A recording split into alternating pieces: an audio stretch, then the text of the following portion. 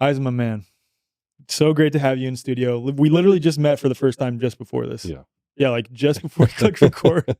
In the typical, like, I don't know if this is my tism, in air quotes. I don't say that in like fully a joking way, but in a joking way. Like, my tendency before I meet someone is like to wonder how tall they are. I don't know why. It's just like my thing. I'm like, I wonder how tall they're going to be. And you're pretty tall. You're like, what, 6'2"? 6'2.5". We can round up to 6'3". I don't know about that, dude. All right, now I'm giving you 6'1". No, but you're a pretty tall guy. And it's so good to be in your presence, man, because you came on my show for episode 50. And it was funny because you said before that episode, you're like, oh man, I'm so nervous. And it ended up being so good and such medicine for people, especially at that point in time with all the stuff that was going on with Israel and Palestine.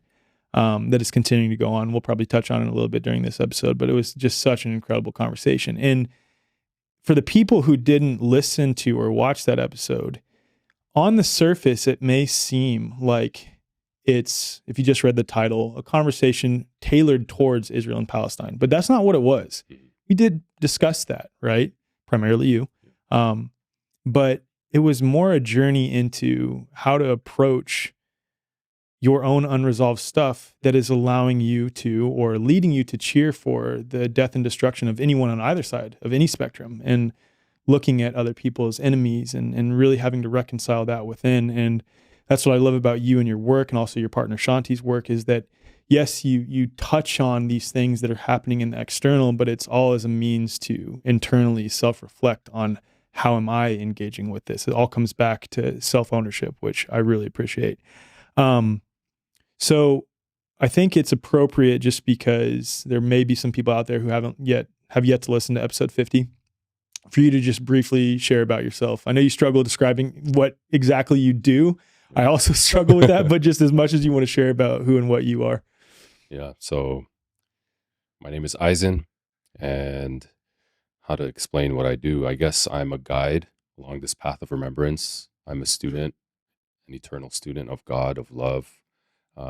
I work primarily with men, with the fellowship, and energy mechanics, masculine and feminine dynamics, soul retrieval. My work kind of encompasses a lot of things. And yeah, it's been quite a, 15, 16 months since episode 50 with you. Dude, I don't know. That was like October 10th. October 2023, I believe. Right. But it was October 10th. So it was like 3 days after October 7th when we dropped in. And yeah, I'm just grateful for you reaching out and connecting. And man, a lot has transpired since then. A lot in the world. I'm sure you're like alluding to a lot with yourself and your life. Yeah. So you brought up masculine, feminine dynamics, and that will be essentially the whole purpose of this conversation today, which I'm really stoked for, because you do a lot of work with men and relating and how to be a man in this modern age. And I think it's such an incredibly important conversation, because we're at a time in history, overwhelmingly, where people have realized the toxic ways of the toxic masculinity of the past, coming primarily from the boomer generation and beyond that.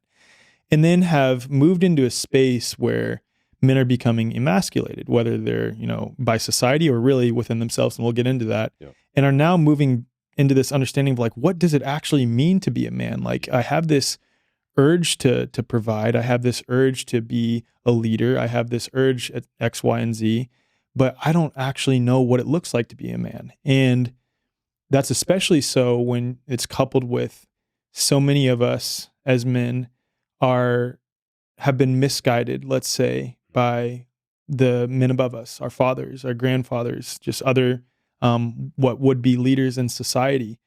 We're so lost. We have no idea what it means to be a man. And I still feel like I'm trying to learn that, but this is a topic that you have taken a deep dive into. So why do you think this is such an important conversation from your lens today? Balance. Bringing balance back to what's been imbalanced. I feel that even that term toxic masculinity, and I think you can relate to this, it's actually been the the absence of grounded divine masculinity Yeah. that has led to toxicity, toxic behavior, abuse, and a lot of damage to not only men in this world, but to women specifically, and to the Mother Earth. And so there's this coming into consciousness right now, this remembrance, and men are starting to remember that, like, hey, what I was told I need to be is actually an extension of this unconsciousness. Yeah. It's not coming from a connection to God, a connection to divinity. And so now we are remembering, like, okay, we are multidimensional beings. And so being a man isn't just this finite box of black and white, and this is what it means to be a man. It's actually far greater and more immersed in our experience than we were led to believe. Yeah. Well said. Very well said. And when we look at some of the, let's say, common traits of a man, what do you think we can borrow from previous generations that are helpful to us that men overwhelmingly today are not embodying? Mhm. The first thing that dropped in was commitment. And so although we can have our opinions on, oh, my dad was absent or emotionally unavailable and this and that, at the end of the day, I think traditionally men have been conditioned through their innate design to be committed to doing. And so this commitment to showing up is, I think, the foundation of the inner work. Mm-hmm. Yeah. Commitment. I would say some of the other qualities that I would throw in there are strength, Mhm. being a provider. Because I think a lot of men today are totally lost on the need for men to step up and have strength and be a provider and not necessarily create the container for women, let's say, but create that sense of security for women. And it goes beyond being a financial provider too. Yeah. But Let's jump into that for a second. yeah, go ahead, So please. the thing is, the strength that you and I are discussing is now finding its rooting in truth, in balance, in divinity. Whereas strength traditionally for men has been built on dominance and control and Yeah. fear. And so it wasn't necessarily really strength. It was actually more so fear and Yeah. disconnection. Right. So now as men are remembering their true essence, connecting to their divinity, finding balance with their inner feminine, now the strength is coming from a place of alignment and a place of coherence. And that's true strength, facing the fear, stepping forward and being devoted and committed to facing all that is being shown to you, and not seeking to dominate or come from a place of egoic attachment or pride or seeking for your wholeness outside of you, because that is not strength. That is actually a sign of weakness that we've been distorted into believing this is strength. So strength means I need to get the cars, the women, the money, the house. This the very shows Andrew Tate-esque version of masculinity. Right. And that's the thing. That's what I'm talking about. Like, because so many men are lost, they see these figures like Andrew Tate, and you could think of other people like them. And I don't mean to shit on him, but he's just a very big example of that, of, oh, that's what it looks like to be a man. And maybe it is for some people, but I know when I sit within the core of my being that that's not a man that I want to be like. That's not someone who I want to emulate. That's not a man that I would even necessarily want in my corner, so to speak. So, like, when it comes to strength, you talked about stepping into the fear, because previously it was fear that was driving that sort of superficial shroud of strength. It appeared strong, but it wasn't strong. And I totally agree with you.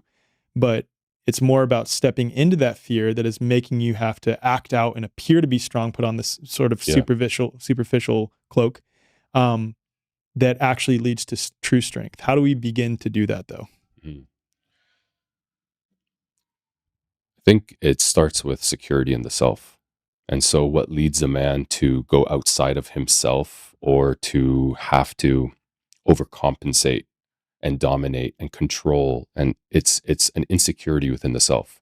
It's a conditioning to seek for your wholeness outside of you. And I think it all kind of stems back to the externalization of God. And so we are told and conditioned through man's distortion of religion that God is outside of you. And so replace God with your wholeness. And so now you have generations of men who are seeking for their wholeness outside of them. Right. And so literally, it sounds simple, like, oh, just reclaim your wholeness, reclaim your sense of worthiness. But this is the path itself. This is what it means to find God within, to find the kingdom of heaven within you.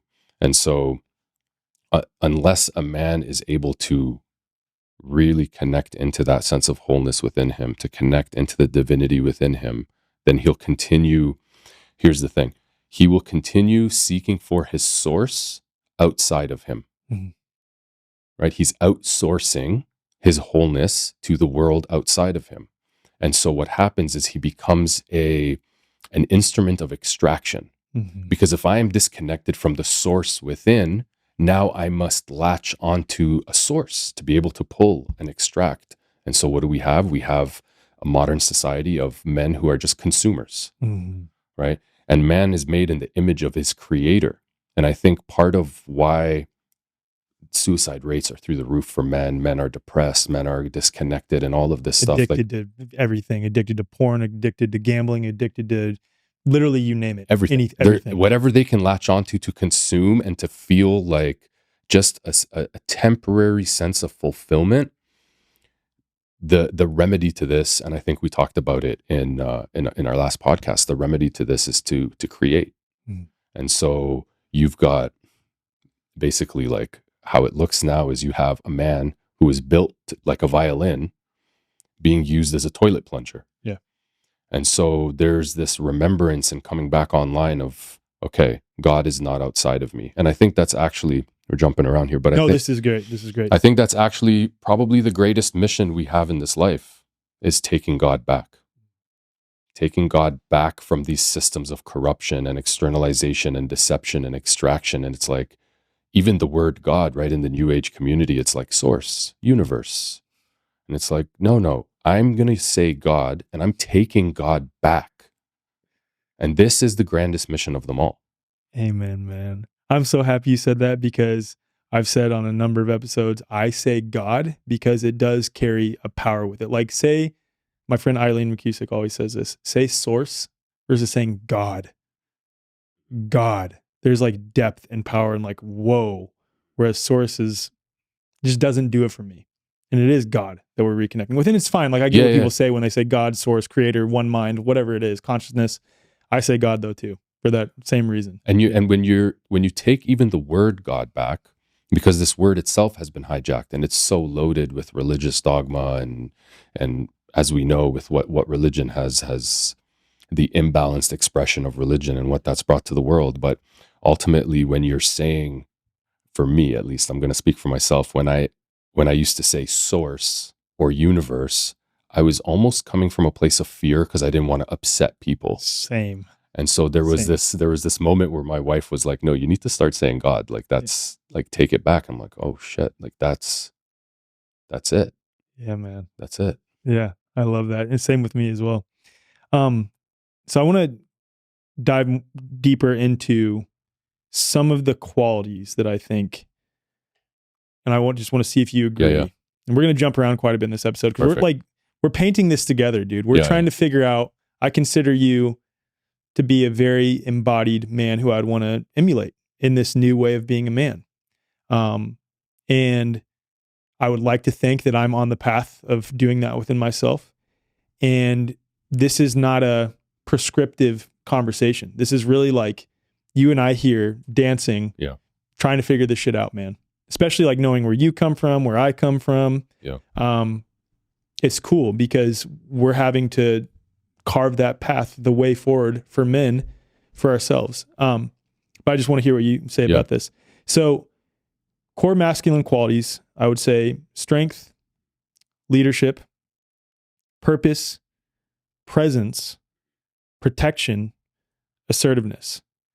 And within that, there are healthy and very unhealthy expressions of these traits. So just like you said with strength, what we previously thought of as strength, that's an unhealthy expression of strength.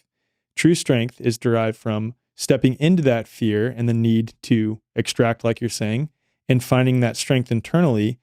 And I would also say that knowing when to wield that strength. And it's not in a reactive, dominating sort of way, unless like, you're doing Brazilian jiu-jitsu, which I think is something like these combat related sports or just sports in general are very healthy for men. I think it's like almost a necessity that men engage in whatever physical activity, whether that's just like strength training for themselves. Like maybe you didn't grow up as an athletic guy. I hoop. I also lift weights a lot, but it's something to get like a healthy expression of that aggression that I think is incredibly important for men. And I think a lot of people in the truther new age community miss that because there's this like wholesale rejection of sports as a distraction, which like, I agree. I totally understand the bread and circus sort of ideology behind, okay, NBA basketball is a total scam, but I still like playing basketball, dude. Like I love hooping because I love competing against other men. We'll get into competition versus collaboration later, but moving on from strength, I think leadership too. I listened to your podcast on Kelly Brogan's platform, and it was amazing. And you said something to the effect of like, women are leading the way and uncovering the true nature of who and what we are, but now it's on men to step up to be that leader, to really pioneer that. Mm-hmm. Can you sort of play along that theme of like what it means to be a leader as a man? I think I was tuning into this question actually before coming here, and what was dropping in really strongly is that masculine leadership may be a myth. May be a myth. Because think of it like this. Where are you leading from? Where are these instructions and directions? Where's this blueprint coming from? You're receiving it. And so that receptive quality, that magnetic quality to pull that direction in, to me feels like feminine leadership. Again, masculine, feminine, we all have both energetics. So when I say masculine, I don't want people to think I'm talking about men. When I say feminine, I don't want people to think I'm just speaking about women, because we carry them both. And so masculine leadership, a man's leadership, I correct myself here, a man's leadership that is not grounded in feminine receptivity is like you driving on a road trip without your GPS and your eyes are closed. Like, where the fuck are you going?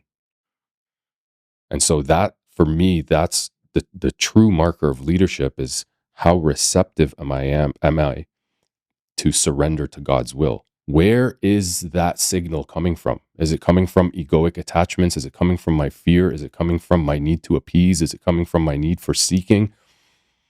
Where is the leadership coming from? And so a lot of the conversations you see on IG specifically around these topics is like, the man is the leader. He needs to be leading in his union. And it's like, yes, and where is that leadership rooted in? So there's this saying where it's like the man is the head of the household, but the woman is the neck, right? And I feel there's some truth in that. So here's a question, and I'm open to being wrong here. Has a man ever built a castle to live in it by himself? Not many that I can think of. Maybe, but you would think that a man is building this architecture for the purpose of co-creating life with his queen. We see. I shared something on my IG the other day. Is so beautiful. The male pufferfish, he creates this sacred geometry mandala. Right? Have you seen the video? Yeah, dude, it's so cool. Right? Yeah. He spends all this time creating this sacred geometry mandala, like adjusting for the things that get screwed up because of right? All to attract a mate. So is he leading that, or is that being led by being in service to union? His connection with the divine. So maybe masculine leadership is more so masculine initiative. where you're receiving the signal, the receptivity, that feminine quality, and now you're taking the initiative to go forward with it. So I think this whole notion of the man is the leader, God is the leader. Yeah. God is the leader. And you could say that man is the one who carries forth that on behalf of God. Taking the initiative with that, being brave, being willing, being committed to moving forward with that signal. Yeah. That makes a lot of sense to me. And it's interesting though, because what you just said plays right back into what we were talking about with extraction before, and like egoic attachments and seeking outside of yourself for wholeness, for fulfillment, for God, you could say, right? Because when you are confusing your own egoic desires, which I think can happen to all of us, we're all subject to it, right? For sure. I'm doing the will of God. You could play right into that extraction, like unhealthy quality of man, under the guise of creating on the behalf of God. And where do we find the line within that? How do we know we're receiving the signals from God? Well, there's a sense of humility that must come with it. And I think that when there's a texture of urgency or a texture of control, dominance, or fear, we know that that's likely not the whispers of the soul. When there's a worry of timing, we know that that's not coming from the eternal essence of our divinity. When there's an attachment to how it ought to be, and an attachment to an outcome, or an attachment to how it needs to look, it may be coming from the ego persona, the identity. So I think that part of building a relationship with that signal is going to come with how much do you trust yourself, right? How much do you trust yourself to discern your own experience? So that's part of also foundational men's work, is understanding your own emotions and how to differentiate what is truth, what is my truth, what is just complete distortion, right? So the invitation for men is to sharpen that sort of discernment within your own experience, understand how your beliefs are connected to your emotions, really start to fine tune your awareness and your ability to like hear and understand yourself. And also too, stillness is so important. Being able to receive that signal, right? And oftentimes what happens is we'll receive a signal, we'll feel it, right? The language of the universe is in feeling. We'll receive a signal, it gets brought to our brain right away. We try to make sense of it, compartmentalize it, draw blueprints, and do all this stuff. Maybe it's easier to just receive that signal, follow through with it. It's kind of like fuck around and find out in a way. Mm-hmm. Move forward with it. Take that next step. You may not see the 10 steps after. It may just be, hey, move in this direction. How trusting can you be to move in that direction? Now, the thing is too, so much of refining and clarifying that signal is going to be unlearning all that is not connected to that signal. Yeah. Right. So your shadow, your trauma, your limiting beliefs, a lot of the programming and stuff like this, and the noise of the phones and media and your friends and books and podcasts, and it's like those are all messy signals. It's all noise. It's all noise. So it's going to be important to remove the noise, bring that noise floor down so that you can actually like receive and hear. Yeah. I think like for me, the one time in my life that I really realized that is when I did an extended water fast. I looked at that as a sort of an initiation. Yeah. Like it was an initiatory what was it, 17 days, 15-day water fast, man. Like by myself. Yeah. It was, I was with other people some of the time, but mostly by myself. And it was very much an initiatory experience. At the very least, I was away from my wife and my kids. I was off by myself. And I think men don't really do this anymore. And virtually all parts of the world. There are some parts that still do this, and I think those are the ones that are still very connected with the earth and who and what they are. But I think like men literally require that to tune out the noise and to commune with God in a very direct way, which is why I think you look at various religious and spiritual traditions across history, and that has always been a massive part of communing with God for men specifically. Like you talk about Jesus going into the desert for 40 days and 40 nights, and facing the temptations and the whisperings of Satan. And I think that that was him literally doing the work to face himself in many ways. Now, I'm not saying I'm a biblical scholar there, but that's the way that I've interpreted it, especially with my own experience. And you look at other spiritual traditions and they talk about the same exact thing. But I guess like that's a big question. Do you think men require an initiatory experience to really step into being a true man, let's say? Yeah, it's really beautiful that you're bringing this up, because right now, while this is being filmed, it's Ramadan, right? So it's the holy month within Islam where people will fast from sunrise to sunset, no food or water. So it's a dry fast. I fasted my first full month when I was 10 years old. While everybody else is eating and all the things, here's this 10-year-old kid. Granted, there's a PlayStation on the line because my dad wanted to give me a PlayStation if I completed the month, right? But that starting to build that at such a young age was foundational for me. Like to have this sense of discipline, to have this part of myself that I can access to get closer to my soul in a way. And growing up, I would fast every year for the full month. So you're talking about going to basketball practice at 6 a.m. fasted, having school all day fasting, no water, sitting in a cafeteria, people eating. I'm not eating. Gym class fasted, basketball game after school, break my fast at halftime. And this initiatory experience, in a sense, helped carve out the man I am today. And like you said, sports and training and like competition and like to sharpen the warrior within, because how are you going to go to the desert and for 40 days alone without that warrior essence within you?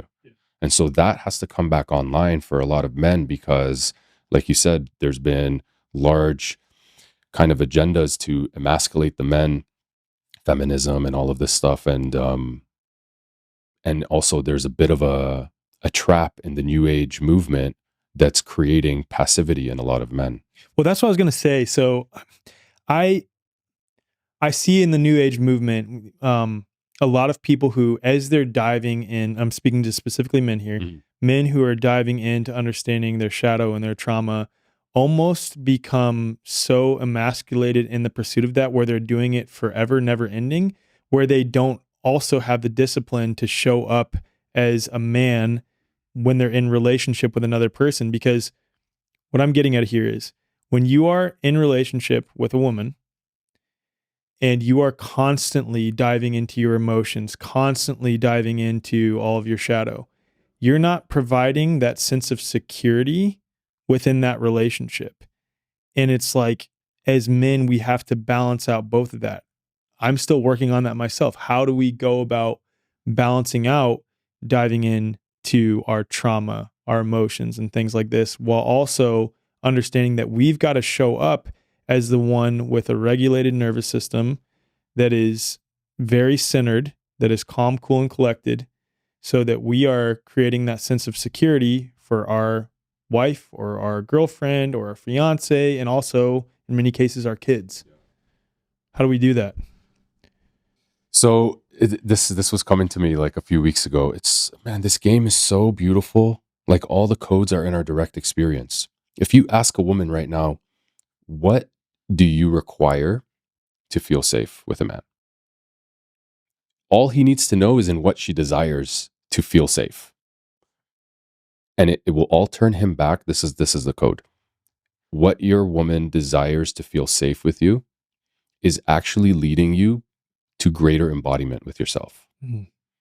So presence, okay, emotional regulation, Discipline would be one of them. Discipline with your sexual energy, your commitment to truth and integrity, right? So when you start to unpack things that a woman requires for a man or desires from a man in order to feel safe with him, it's all about him and his embodiment. Sure, you're able to provide that to her, but really it's within her desire that's pushing you back into yourself. And so how does a man build safety within himself? He's got to, at the very foundation, he's got to be connected to God. In this world of separation, like we've come into this realm to learn through the experience of separation. And so the foundational thing is to return back into oneness, to be able to navigate this place and not get thrown around and tossed around by it. So that's what, when you're talking about presence, it's like the presence of a man to be one with God. That is the foundational, because think of it too like this.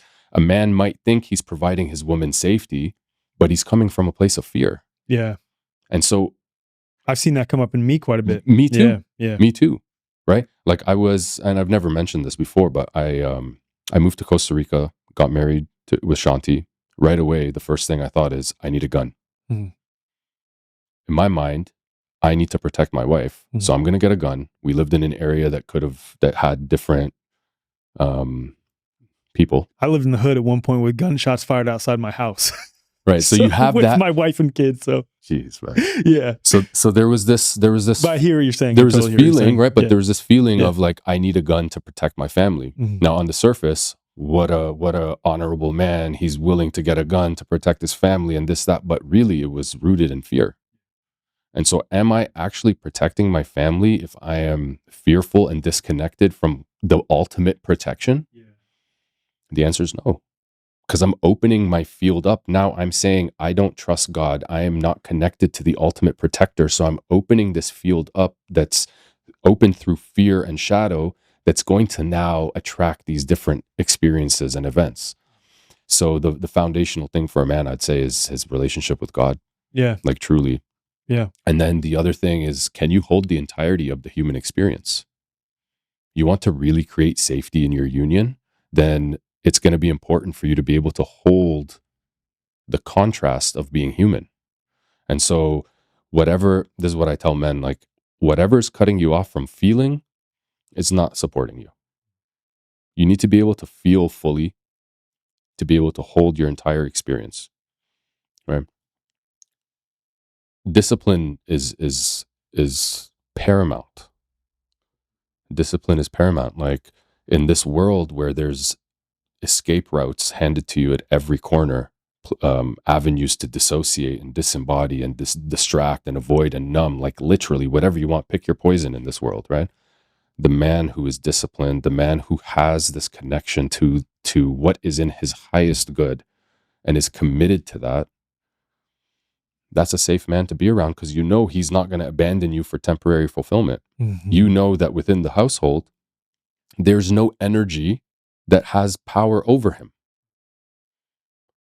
That's so the woman whose man is addicted to porn, it's hard for her to feel safe because there's something within the home that has power over this man. The man who's addicted to video games or whatever it is, there's something within the home that she feels, because she's in tune and sensitive and can feel what is not seen. She can feel that there's something that has more power over him, and it's harder for her to feel safe in that, because it's like, you're supposed to be the one protecting us, but you're letting this literal entity into the home that is telling you what to do and when to do it. So for any man who's wondering, like, how can I walk a path of greater embodiment, ask your woman, what does she feel, what does she need from you to feel safe? See what she says. Amen. Well said. Yeah. The thing with emotions that I want to touch on when it comes to men is, if you look at like men historically, it was suppression of emotion, suppression of emotion, suppression of emotion, and then it would come out in fits of rage, right? Or fits of literally any, you could say, projection of an emotion. And I want to be clear here, like, rage is an important emotion to feel, but not projected onto other people. But then now on the flip side of that, in the sort of healing spaces, new age community, you have men that have become almost like a hysterical man, where they're perpetually expressing emotion. You know what I mean? How do we go about, especially in union with a woman, holding our emotions and emotional maturity and emotional intelligence, not suppressing them, but not projecting them onto the household? You see what I'm saying? Yeah. I know I'm throwing the tough ones. Yeah, at you, no, dude, man, but it's important conversation. Well, because it's tough, because it's like there is no just one answer. You know, it's going to be important for a man to allow himself to feel fully what is moving through him. Because when you allow yourself to feel it, you're acknowledging that it has the right to exist. And so when we want to muffle or mute or avoid or numb the emotion, what we're saying is that this emotion is lesser than. And so this reverberates back into me in a way that is like harming me. And so allowing space to actually feel your emotion and having healthy outlets for it. Sometimes you might just need to sit and allow that energy to move through you, and to literally like meditate on your grief, and to just, whether it's weeping or whether it's just being present with it, right? Here's the thing, like men, we've been conditioned to be factory workers, right? And sent off to wars. And so you actually, as a man, you had to not feel in order to survive in the world you were playing in. Now we understand that this is not helping us connect closer to our own experience, connect closer to each other. And so there's this relearning of emotions. Now, the thing is too, we have to make space for the fact that men and women are built differently. And so women, I don't want to generalize here, so y'all will have to forgive me, but women are built more for connection, right? Their nervous system is more programmed for connection, whereas a man's nervous system is programmed more for protection and fight or flight and action, and right? So this is a language men are learning that might be foreign to them. So there's this subtle dance of allowing the emotion to come in, not necessarily needing to make sense of it, because here's the other thing. We were not taught to just feel the emotion. We were either gaslit, you shouldn't be angry, you shouldn't be sad, don't feel this way, toughen up, man up, whatever. And so, as men, we're wired to solve, right? We're wired to solve problems. And so the relearning is like, there's nothing to solve here. You don't need to fix anything. You don't need to change anything. Like, what if you were just supposed to feel it and experience it, and that was it? I think there's a quote by Rumi, and I'm going to butcher it and paraphrase it here, but essentially, like, your emotions are like house guests. Invite them in, let them sit, have a coffee with them, listen to them, and when it's time for them to leave, they'll leave. Right? So it's a dance and a return to feeling, experiencing, learning, being open, not trying to solve anything, not trying to shift your state, not trying to go do some breath work right away because I'm feeling this way, or you know what, I've broken up with my partner, I'm gonna go do a mushroom ceremony. It's like, bro, just chill, be with it, sit with it, move the energy through you, go work out, go do what you need to do, but just like allow it to be. It's also I think a really important question. You correct me if I'm if you think I'm wrong on this, please, but even going to work out, are you doing that because you need to move energy, or are you doing that because you're perpetually trying to distract yourself from just feeling? Well, there's going to be, this is, you know what I mean? Yeah, it's like, like any 100%. Of these things, any of these things can be so helpful in some contexts. Right.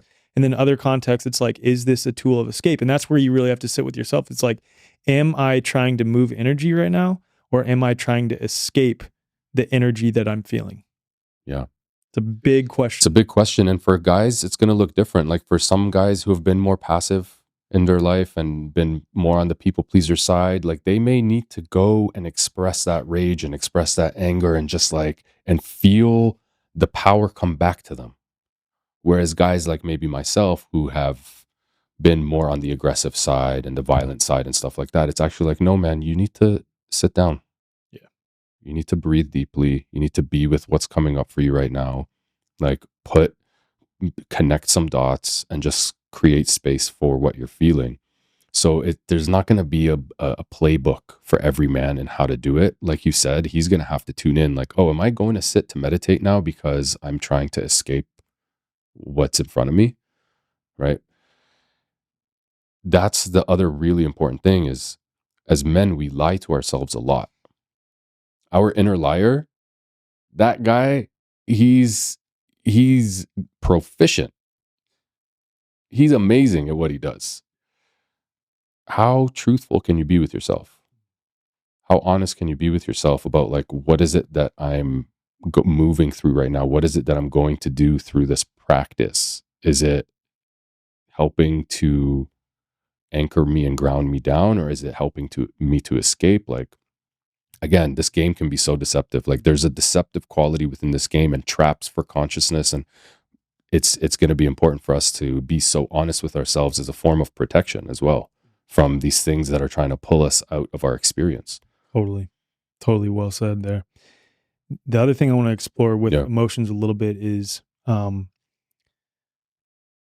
speaking more specifically to emotions while in partnership, because overwhelmingly in a union with a woman, the woman is looking to the man as a source of security.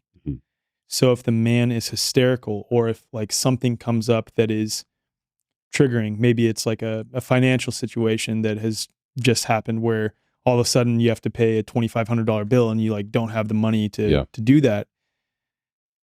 How do we approach situations where we get triggered while knowing that we're supposed to be the one that is providing that sense of security for the household, for the woman, for our children, while also recognizing like, oh shit, I have this shit that I need to move through right now emotionally in order to get to the place where I can problem solve as a man.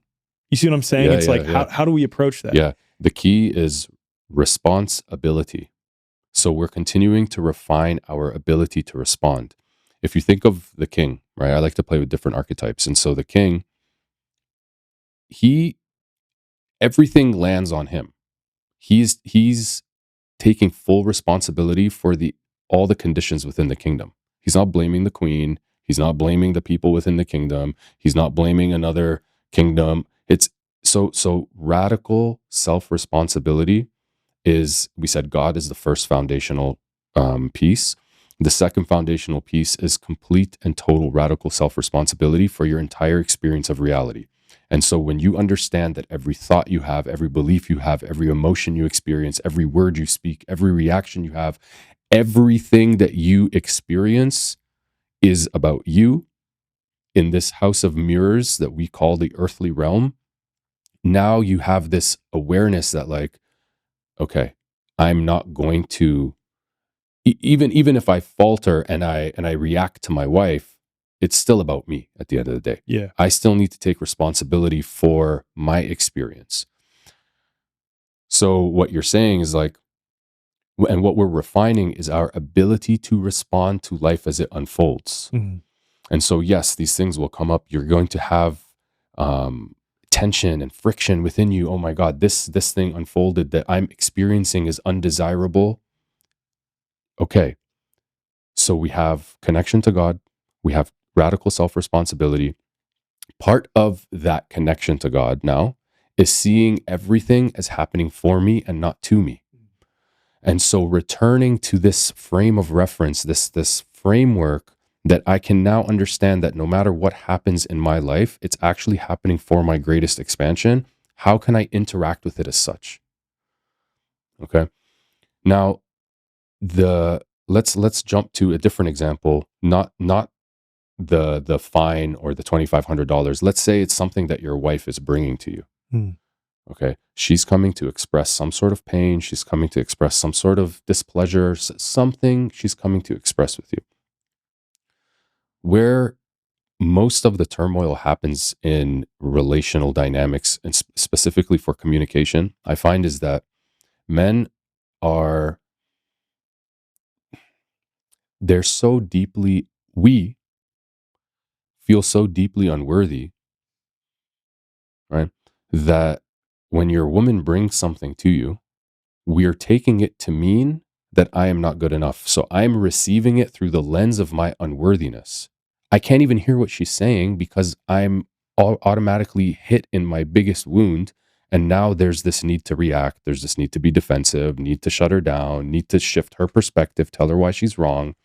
Again, going into a problem-solving mode as a defense mechanism to protect myself from my own pain. And I haven't even made it about her yet. I haven't even like actually listened to her because I'm so I'm so involved in protecting myself. But guys, there's nothing to protect. There's nothing to protect.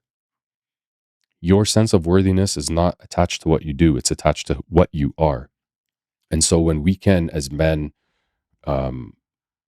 recognize that our women, another beautiful gift that they oftentimes unconsciously provide us is they will poke the deepest of wounds. It's Right? so true.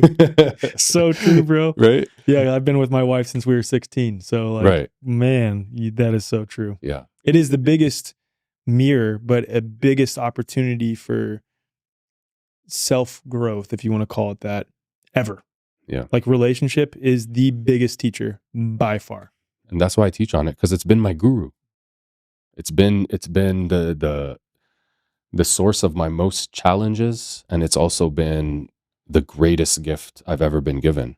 But it continues to be my guru. Like, I'm a student of union, and I live in service to union. And so when you're able to, when you commit to being a student of life and a student of love, you start to open yourself up and be curious to connect some dots. Like, man, you would be surprised at how much relational issues would dissolve if men just said, I'm taking all of this on my shoulders. Mm.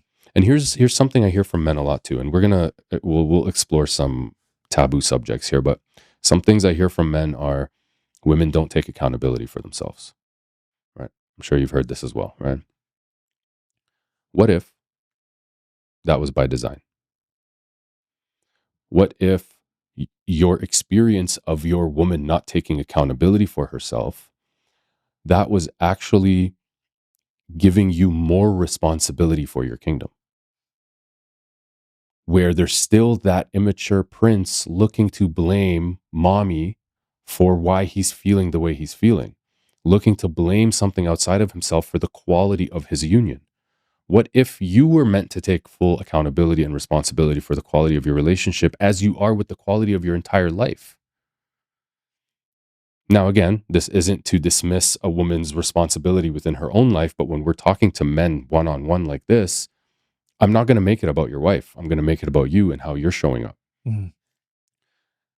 You're retrieving your intrinsic sense of wholeness is how you're going to now be able to like hold your woman's expressions, right? You want to be able to receive your woman without collapsing like that. Think of how emasculating that is when my wife's words are enough to make me collapse into myself. Totally. Where if she comes and says, hey, X, Y, and Z is having me feeling displeased or whatnot, or you're always on your phone, right? Something as simple as like, why are you always on your phone? Like, I want your attention. I'm receiving that through the lens of my own pain and unworthiness and making that mean I am not good enough. And now it's like a whole conflict within myself. Can you as a man be present with the pain that's been triggered, not seek to project that upon your woman in a sense of reaction, and to sift through what she expressed to find the truth within it? Connection to the eternal essence, connection to your soul, connection to God. There's nothing to defend. When you feel defensive, man or woman, but when you feel defensive, chances are you received it through the aspect of you that can be attacked. Mm. Mm-hmm. Right? Which is your ego, your identity. Yeah. So how over the 16 years you've been with Kylie, like, what's that maturation look like? Because I can imagine, Bro, like, all the phases, man. yeah, all the phases, and we're both still admittedly works in progress, but we're like on that path. You know what I mean? We're willing to do the work. And for me, and she's continually encouraged me to do this, it's she cannot hold space for my emotions Right. as a woman. That's not her job. Her job is not to be my mommy. Right. I've got to find that mothering side within me, or I've got to find another man or a brother to share my emotions with. Like we have a men's group here in Austin, right? That we've just started. Nice. Me and a couple buddies, and like just getting together to share our experiences, one, validates that you are not alone in how you're feeling and some of the things that you're struggling with and some of the things that you've been through. Mm-hmm. You can really reflect yourself in other people's stories, but then also is a way to get out all that you're holding on to, because it again is that balance of you've got to feel your emotions so you're not suppressing it where it comes out in a physically distorted way, or it comes out like as an energetically distorted way. Yeah. You've got to feel them, but you can't feel them to the point that you are then projecting them onto your family. There has to be a healthy balance there.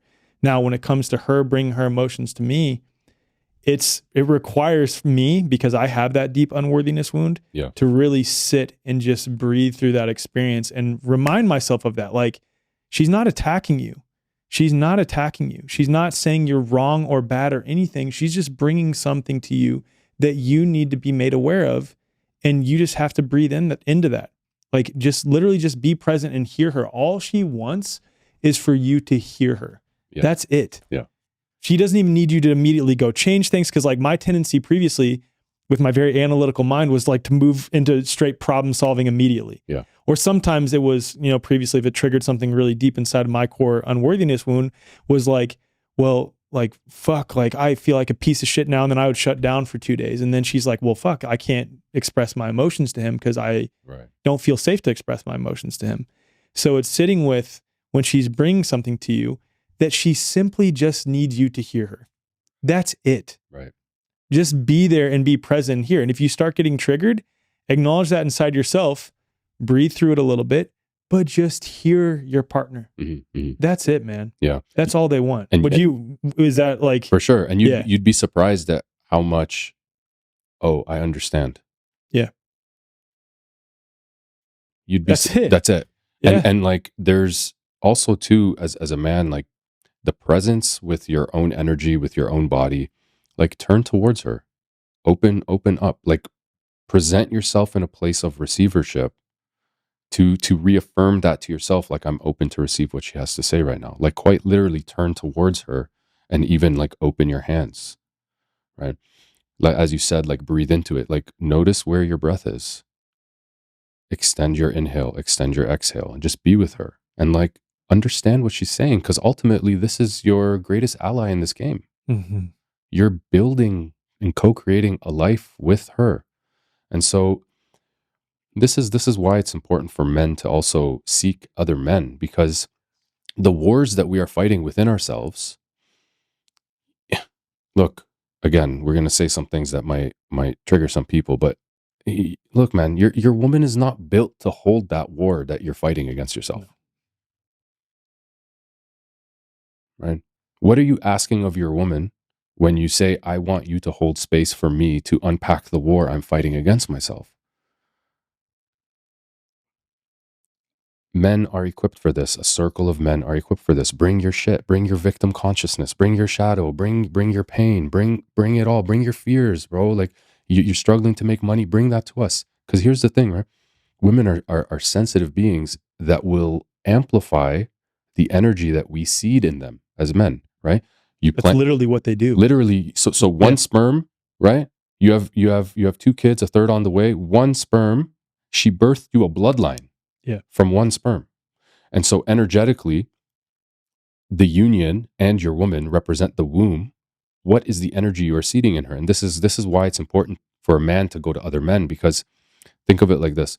If you're going to your woman to process things, are you going to go to her to process your doubts with the relationship? Are you going to go to her to process your fears of commitment? Are you going to go to her to process your fears of where the money's going to come in from? What would happen right now if tonight all of a sudden you heard the window breaking in your house and you turn to your wife and we're like, oh my God, I'm so scared. She's probably going to be even more afraid because now you're afraid. So the energy of fear that you're seeding in her, seeding in the womb of the union, it's going to be amplified in her experience. Again, but if you held it under control and like called up your neighbor or your friend and like somebody to come and assist you with the processing of this fear and to handle what's going on, it would be a completely different dynamic between you and your wife. So I'm glad you guys are starting the men's group. Like there cannot be a shortage of men's groups. No. Right? It's so important for us to meet in circle, to remember, and also too, because I'm only starting to understand what a men's circle really is. We come together as men and we place our intention and our attention into this container, into this collective consciousness of truth, of integrity, of worthiness, of God, of responsibility, of purpose, of love, we're pouring our attention and our intention and our awareness into this container. And that's what we can draw from and pull and like literally like pull from this collective consciousness that we've co-created.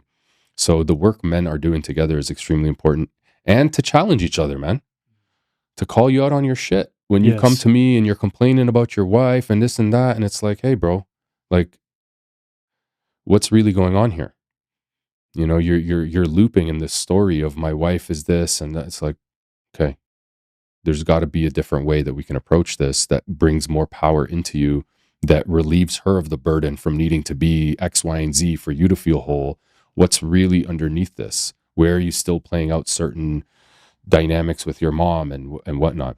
That's exactly what I was getting at, though, what you said on the emotional piece. Like, if you're going, just like you said, if you're going to your wife, your partner, to process your shit, your fears, the emotions that you're sitting with right now, that's not their job. That's not their job. Your job is to create that sense of security in the home and be the one who's even keeled, be the one who has the calm, regulated nervous system so that your wife can feel secure. You've got to go to other people, or you've got to find another healthy outlet in order to process those emotions. It's essential. Now, I know some women might be listening to this and be like, no, I like it when my man comes to me and shares his emotions with me. We're not saying not to go and share with your wife where you're at and to let her in on what might be moving through you and to bring her in. We're not saying that. What we're saying is that when there's I had this line come to me, it's like, rest your head in her peace, but don't drown her in your tears. Right? Share with your wife, share with your woman what you might be moving through. But when you seek for her to be your space holder, there's something else that ends up happening where now you're like dependent on her to mother you. You're kind of reaching on her. And I played into this in my past relationship where like I still didn't accept certain parts of myself, and so I was receiving that acceptance from my woman. And we'd be surprised as men how often we will reach out for mommy through our wife or through our woman, and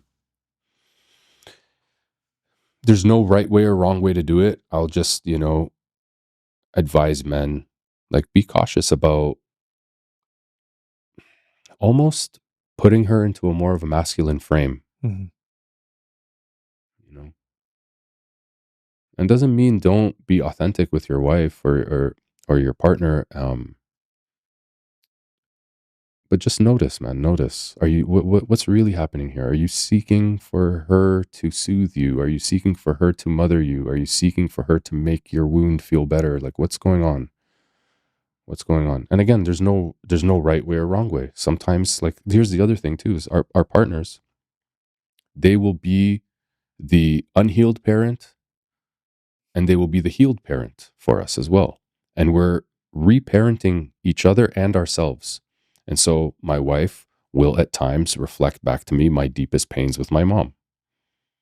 It's for me to go in and soothe myself and to love myself and to find that within myself. And then other times she'll reflect back to me the healed version, where I can like rest my head. It's been a long day, and like I might be stressed about work and what I need to do next and building and creating, and this is not going this right way. And it's like, it's okay, everything. And then she can like caress my head and just remind me that everything's okay. So it's like we're constantly oscillating between the unhealthy parent expression, the healthy parent expression. And this is the beautiful aspect of union, where we're like dancing together. But when we are not connected to God, when we are not taking responsibility for our entire experience of reality, we end up now, extracting from one another, and the push and pull dynamics and power play and shadow dance and all of this stuff. And it just becomes one big trauma fest.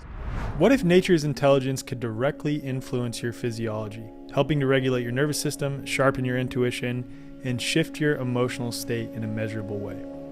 For over 25 years, Lotus Way has been pioneering the use of flower essences, liquid infusions that capture the bioenergetic imprint of plants.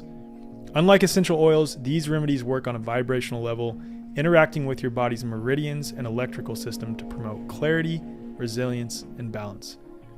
Katie Hess, who I featured on episode 74 of the Way Forward podcast, has spent decades studying the effects of over 300 rare and powerful flowers, hand collecting them from across the world.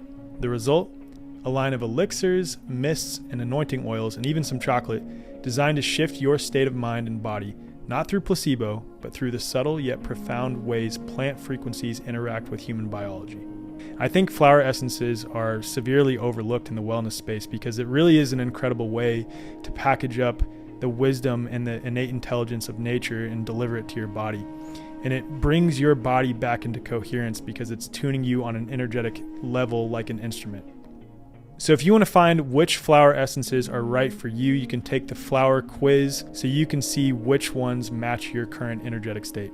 As a listener of The Way Forward, you get an exclusive discount. Just use code ALEC10 for 10% off your first order. Or if you're the Way Forward member, get 20% off plus ongoing savings, and just reach out to us if you're a member and we'll get you your membership discount.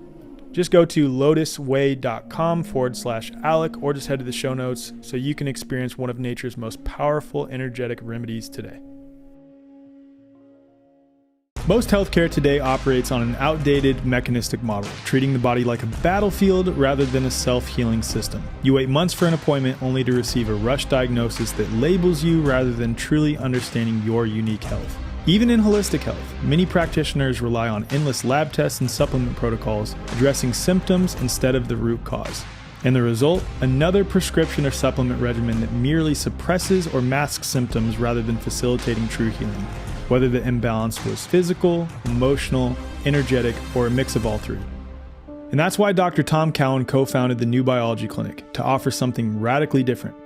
As one of the most respected natural health doctors in the world, Dr. Cowan has spent decades challenging conventional medicine and advancing a deeper understanding of human biology, water, and natural health. His work isn't just about rejecting the mainstream, it's about offering a more truthful, biologically coherent approach for healing. The New Biology Clinic recognizes that health isn't about fighting disease, it's about restoring balance. You're not a diagnosis, you're an individual with a unique story, and healing should honor that. With virtual consultations available worldwide, the clinic offers a flat-rate monthly membership that gives you direct access to practitioners who take the time to actually listen. Members also get exclusive health live streams, a resource library, and live sessions covering everything from biofield tuning and breathwork to movement and meditation, all designed to support whole body healing. And if you're not ready for a membership, you can book a one-time appointment, sign up for an enrichment-only membership for the healing modalities alone, or schedule a free connection session with one of the care team members to see how the New Biology Clinic can help in your specific situation. This isn't about keeping you dependent on doctors. It's about making you sovereign over your health. Head to newbiologyclinic.com and use code THEWAYFORWARD, and that's spelled The Way, FORWARD, for $50 off account activation, or just head to the show notes for more info. If you're a member of The Way Forward, email hello@thewayforward.com for $150 off. Your body already knows how to heal, and New Biology Clinic helps you remember.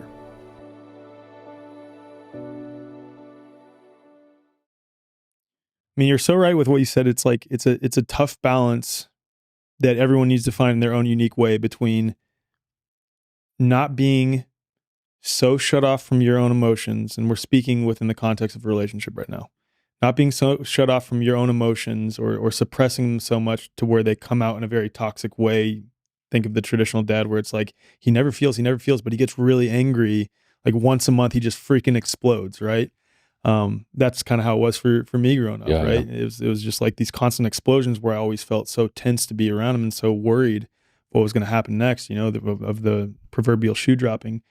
But then on the flip side of that, so look at your woman as the emotional dumping ground for all of your stuff, as your therapist, as your mom, almost in a way, and trying to find the balance within that while also coming into emotional regulation and emotional intelligence for yourself. And how do we know for sure when it is appropriate to share with our woman emotionally, Yeah, I mean, I can't really give you a definitive answer because that's going to be between a man and himself. And I think what's coming to me really strongly is, are you approaching your woman from a place of neediness? So are you expressing emotion to her or sharing your emotions with her because you actually need something from her? Mm. Or are you expressing and sharing your emotion to let her in as to what's moving through you? I think that's the biggest distinction.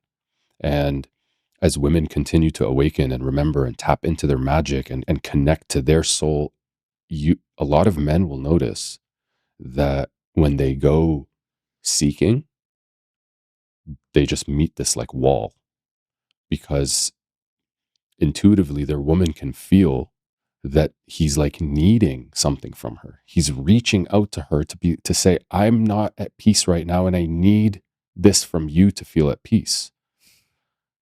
And so we'll notice as men, when we come from that kind of energy of like, I need peace from you, there'll be this wall up, because it's like, whoa, I don't have what you're looking for right now. But there's a difference as well. And this is touching back onto the self-responsibility part and how we choose to communicate with our women. There's power in saying, I am telling myself this story right now. I'm feeling tension in my body right now because the story I'm telling myself is that I'm not good enough for you in this moment. I'm feeling tension in my body right now because I'm experiencing fear that you might leave me. Right? With that stance, I'm taking responsibility for how I'm feeling. I'm owning the fact that it's my narrative. I'm not speaking in absolutes that she did this to me and that's why I feel that way. That's another thing too, is never tell your woman that she's making you feel any type of way. You emasculate yourself right away when you say, I'm angry because you X, Y, and Z. It's like, whoa, what just happened there? You gave all your power away. Yeah. You're basically saying your woman is the creator of your reality. Right? So the self-responsibility piece is going to be extremely key for men. Taking accountability for the stories and narratives and beliefs that are playing in your mind, being in tune with your own body, because oftentimes, you gave the example of your dad, my dad, very similar as well. And me, very similar too. Oftentimes, right? So the reaction, there was signals before the reaction happened. Tightness in my chest, the body starts to heat up, my breath is shallow. All of a sudden it's like, and it pops. So the presence, the awareness, being connected to your body, like getting the hints that something is energy is being agitated within me, and then finding that way to calm down. Another thing too, that I find men often do, myself included, is that when their woman is coming to them to express her emotions, we feel that that's now open ground for me to express my emotions to her. Which is then making it about us. Right. Yeah. So am I really listening to her, or am I just waiting for her to stop so I can tell her how she made me feel? Here's what might be the most controversial take today, is that Buckle up. Here we go. I'm open for the backlash here. What if when your woman is coming to express her emotions to you, displeasure, frustration, grief, anger, whatever it is, what if you treated her like a child? What if instead of looking at her as this grown-ass woman that should have it figured out, and why are you bringing this to me, and this is why you're seeing it wrong, what if you just treated her like a child? With nothing to fix, nothing to force your own perception upon, just allowing this child to feel what she's feeling, to say what she wants to say, for you to receive it, for you to just say, I understand. I can see how you see it that way and why that made you feel like that. And that'd be enough. I think we oftentimes as men will get stuck in treating our woman like a man and wanting her to logically get herself out of feeling the way she's feeling. Totally. I'm saying that because like I struggle with that so much, like, because like my mind, especially if it's not something that is pertaining to me, right? Like if it's something pertaining to me, that's where I really almost do better now about like sitting with it. Cause I'm like, okay, this is triggering something inside of you. Yeah. You need to just sit and breathe through it and just receive her. Yeah. When it's her coming with a problem that's not related to me at all. Yeah. My tendency is to jump into trying to fix immediately. Well, we're wired that way, man. We have a part of our brain that women don't have this, where when something happens, we instantly, this part of our brain activates and we instantly start to assess how to solve this problem. Yes. We start to right away go into like, what are my resources? How do I make this happen? What do I need to do to get out of this maze right now? Dude, and I majored in systems engineering in college, so that just makes it even worse for me because it's like my engineering brain goes like, all right, how do I like mechanically fix this issue? What are the inputs, outputs? You know what I mean? It's man. Yeah. And that's we have to understand that as men, we're built in a certain way. Yeah. So it's not about not being man enough for your woman. It's actually, she's inviting you to tap into your feminine essence as well. And to be able to feel, to be able to receive, to be able to open up, to emote. Mm-hmm. And so it's interesting what you brought up, like when it's about something else, and I want to give you a different outlook on this. For many men, when our women bring to us their emotions about an issue, let's say it's a coworker or a family member or a project or something, and she's coming to bring her anger and displeasure, we have no problem holding that expression. But the minute that expression is directed towards us, now we cannot hold it. But the expression remained the same. Her anger was anger, her grief was grief, her displeasure was displeasure. But the fact that now it's just like shifted and I'm perceiving it as directed towards me, now I can't hold it. It's weird because like I was able to hold it when she made it about her coworker and she was angry about that. But now when she's angry because I've been working too much today and she wants to spend time with me, it's like, becomes this whole thing. So it's like, it's not her expression that is the issue. It's my, it's the way in which I'm receiving it becomes the challenge. Totally. Yeah. Hey, what is it triggering inside of me? Yeah. Yeah. That's such a good point. Yeah. It all comes back to self-responsibility at the end of the day. And then there's like a piece of me throughout this conversation where I'm like, within all of that, I could see where a man might come away from listening to this so far and being like, fuck, I have the weight of the world on my shoulders. Like it all falls back on me. Yeah. And the need to give yourself grace inside of that as well. You know, how do we go about recognizing our role as a man, right? While also giving ourselves grace in the process of that, especially in the process of many of us never learned this shit when we were younger. We weren't shown how to be a man in a very healed, embodied way. So both holding that it is our responsibility while also giving ourselves so much grace and compassion, but not leaning too much into the grace and compassion that we just shirk our responsibilities, right? You know? Yeah. Yeah. Balance, man. Yeah. It comes back to balance. Yeah. You have to hold that level of compassion for yourself, because without compassion for the self, there's no such thing as self-mastery. It's only self-tyranny. So compassion, grace, patience for your humanity. You're a human. You're having this human experience. You're going to falter. You're going to forget. You're going to react. You're going to experience fear. You're going to lie to yourself. You're going to fall from grace and fall out of integrity. You're going to find your way back onto the throne and put the crown back on. And that's what this is about, right? We know this in sports. We're going to lose a game. We're going to get injured. We're going to it's how willing are you to show up, right? Making mistakes, falling from grace, being human that's also, I think, what is foundational. And you're saying, like, what does it mean to be a man? It's to be able to hold humanity. So can you hold your own humanity when you mess up, when you are scared and you might have lied to your woman because you didn't want to hurt her, or whatever you're telling yourself that led you to lie to her? Like, can you hold compassion for the aspect of you that had to walk through that out of integrity in order for you to be sitting here now, to have the awareness you have now? So the great grace. Yeah. I think it's so damn important, man. Like, so damn important, because I know for me, historically, I'll just speak for my own experience here. Yeah. Like, because I had this sense of unworthiness, it was coupled with this externalization of worth, which was coupled with perfectionism, which was coupled with people in my life, let's say, that when I did fuck up would make it apparent to me. I'm talking about my parents here. Yeah. Make it very apparent that I fucked up. So I was so afraid of failing. Right.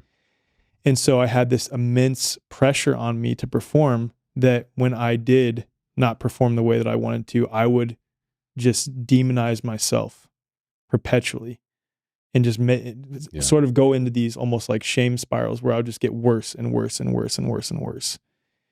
And the grace piece of that, the compassion for yourself, at the least for me, helps take that load off. And it's like, you know what? As long as I'm showing up in integrity and showing up as a father, committed every day, disciplined, and recognizing that I am truly doing my best and being honest with myself with that, if I fuck up, it's okay. It's honestly okay. And not letting that shame spiral take over. Yeah, that's one of the biggest traps for men that keeps them disempowered, is that shame, the blanket of shame.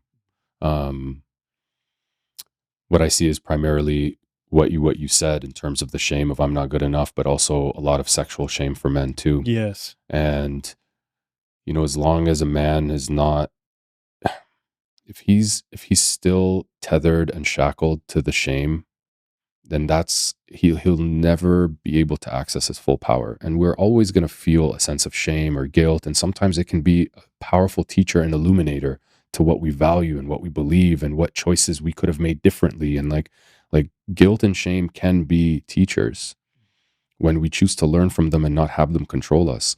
And I think, similar to you, man, like, I received love from my parents when I was getting good grades, when I was doing good in sports, when I was acting good when guests came over, and when I was in this pretty neat package of I'm proud of you.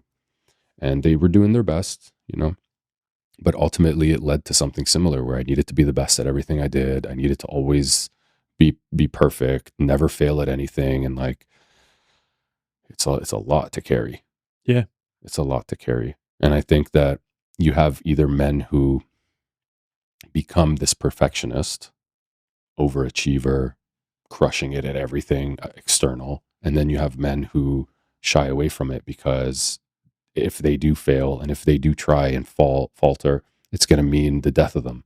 And so you have these two expressions of shame that ultimately cause a lot of suffering. Mm-hmm. Yeah. Do you think men struggle more with shame than women? No. You think it's both?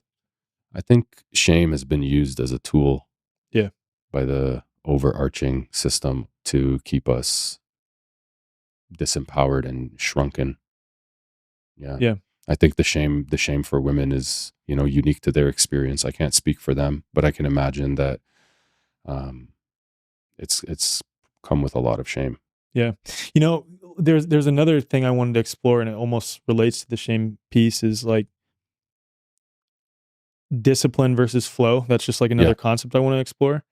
But I can see where some of the times as men, and I think discipline is incredibly important, it's discipline driven by shame. Right. You know what I mean? Yeah. And it's like, I don't know, I'm trying to tease this out. Like, how do we approach being disciplined as a man, which I think is an incredibly important quality, while also not allowing shame to seep in and be the driving factor behind that discipline? Yeah. So what I hear you asking is like, how do we take the David Goggins discipline, right? Yeah. And come and like bring it in from a more balanced place that's not so destructive as well. So it's interesting, the word discipline, right? It comes from the root word disciple. But when we look at the etymology of discipline in Latin, it actually carries two separate meanings. One is to be a student, to be a disciple, and the other is to take action. And so we oftentimes characterize discipline as this masculine thing, to be a disciplined man. But for me, discipline feels very nurturing. Like I'm caring for myself when I'm disciplined. I'm doing what's best for me. I'm literally like nurturing myself through discipline. And so maybe discipline is the merging of the two, where it's like the receiving of what is best for me and the implementation of that in the physical. And so it's not necessarily this David Goggins, you're a pussy if you don't do all these chin-ups. It's like it's coming from a place of devotion, of connection, awareness, and then action, implementation, consistency. So there's this, I feel like discipline is not just a masculine thing. It feels to me like a dance between the feminine and the masculine. Wow. That's a huge reframe, actually. Yeah. I've never heard it described that way. I've heard it like described as a disciple. Like, what are you a disciple to? I might have heard that from you, actually. I don't remember where, but it makes a lot of sense in that context. And it like makes it less, it takes the shame out of it. Yeah. It takes the shame out of it. Yeah. Yeah. Let me ask you a question. Yeah. You're in the freedom space, you're in the health space, you're for me, I see you as a man of great integrity and honor and like somebody I admire and the work that you've been doing. And part of that is because I see not only do you have the bravery to speak on these things, but also too, you bring it in from a place of clarity. And I see that you also value making sure that it's clear and not charged with distortion and emotion. So I'm curious, what do you feel is the greatest affliction to men in this modern day? Like, what is the greatest, whether it's an external thing, internal thing, like where's the battleground here? Oh man, that is a big question. The biggest affliction to men? Yeah. Man, I would say the biggest affliction to men by far, and this comes in a variety of ways, is the unworthiness. Like, by far. And I don't know if that's painted through the lens of my own experience and that's what I have, but man, you see this come up in so many men all over the place. And I think it's a product of how a lot of people were raised to feel unworthy. I think it's also a product of like the comparative nature that we have in society, like comparing ourselves to other people and like how other people are doing in their life. Like, why am I not like them? Why don't I have that? Why don't I, am I in this financially stable? Look at that guy over there. He's my age and he's crushing. Like, Yeah. It all comes back to unworthiness to me. And I think that unworthiness comes out in so many distorted ways as men.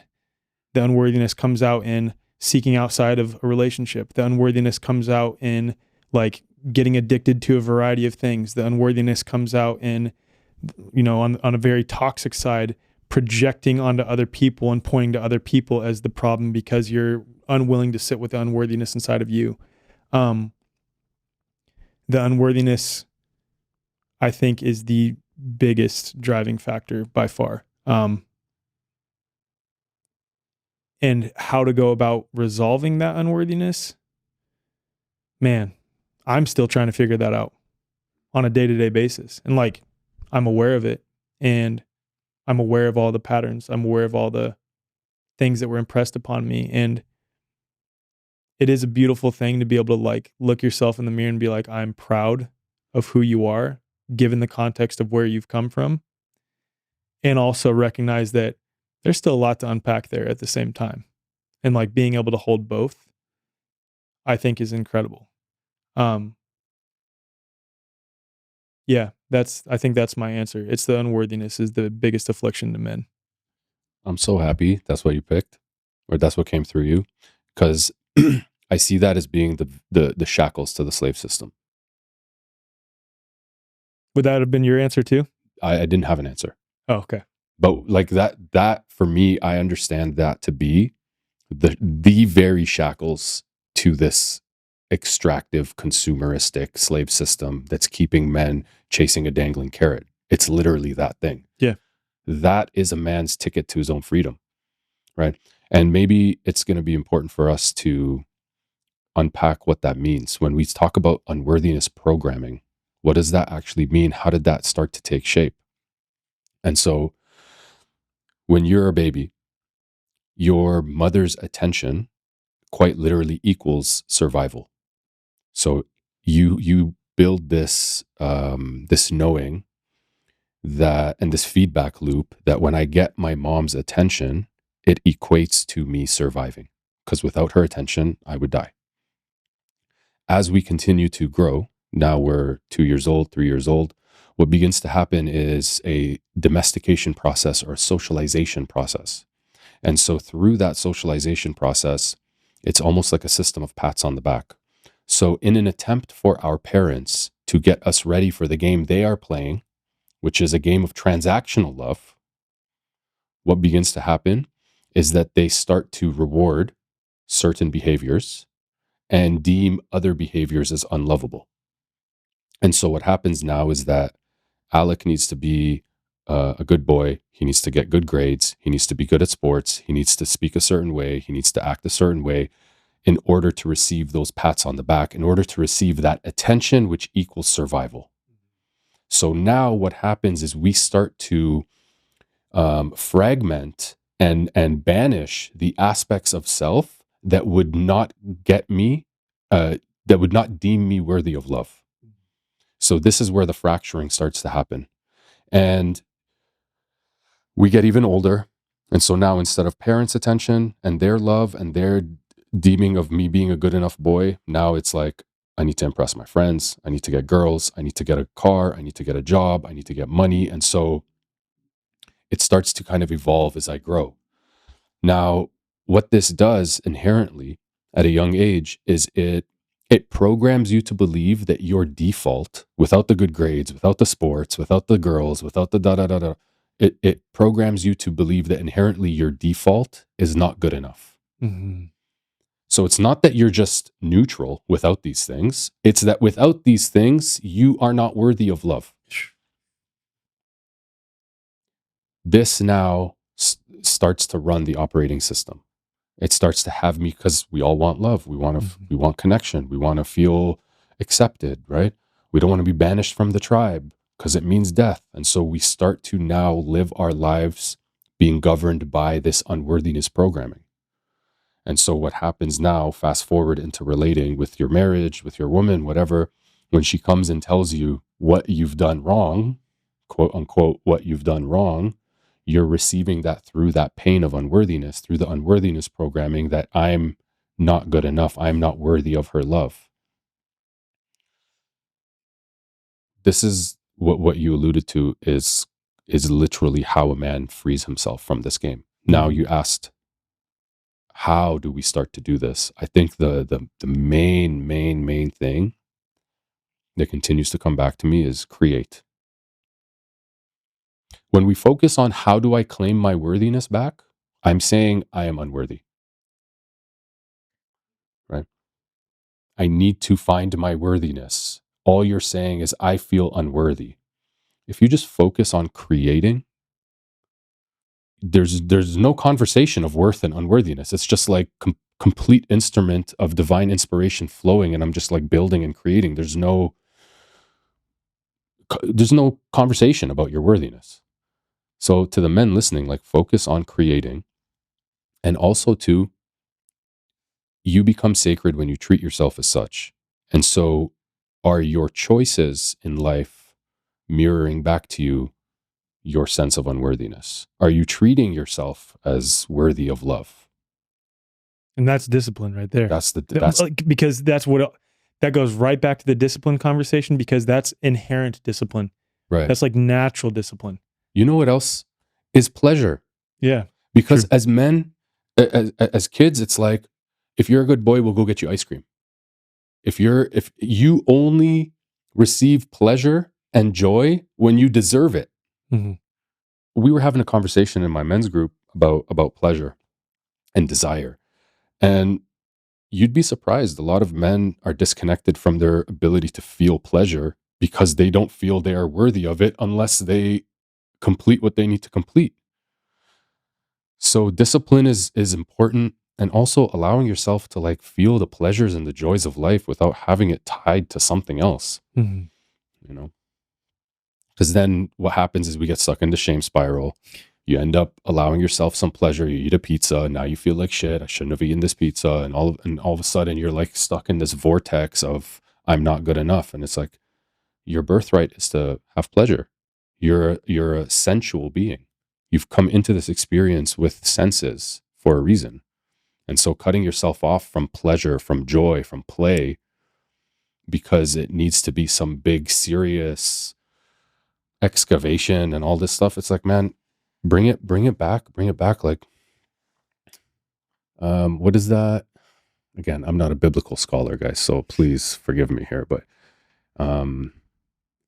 you might know better than me. What is the verse in the Bible that speaks about how be childlike, or only of you that are like children?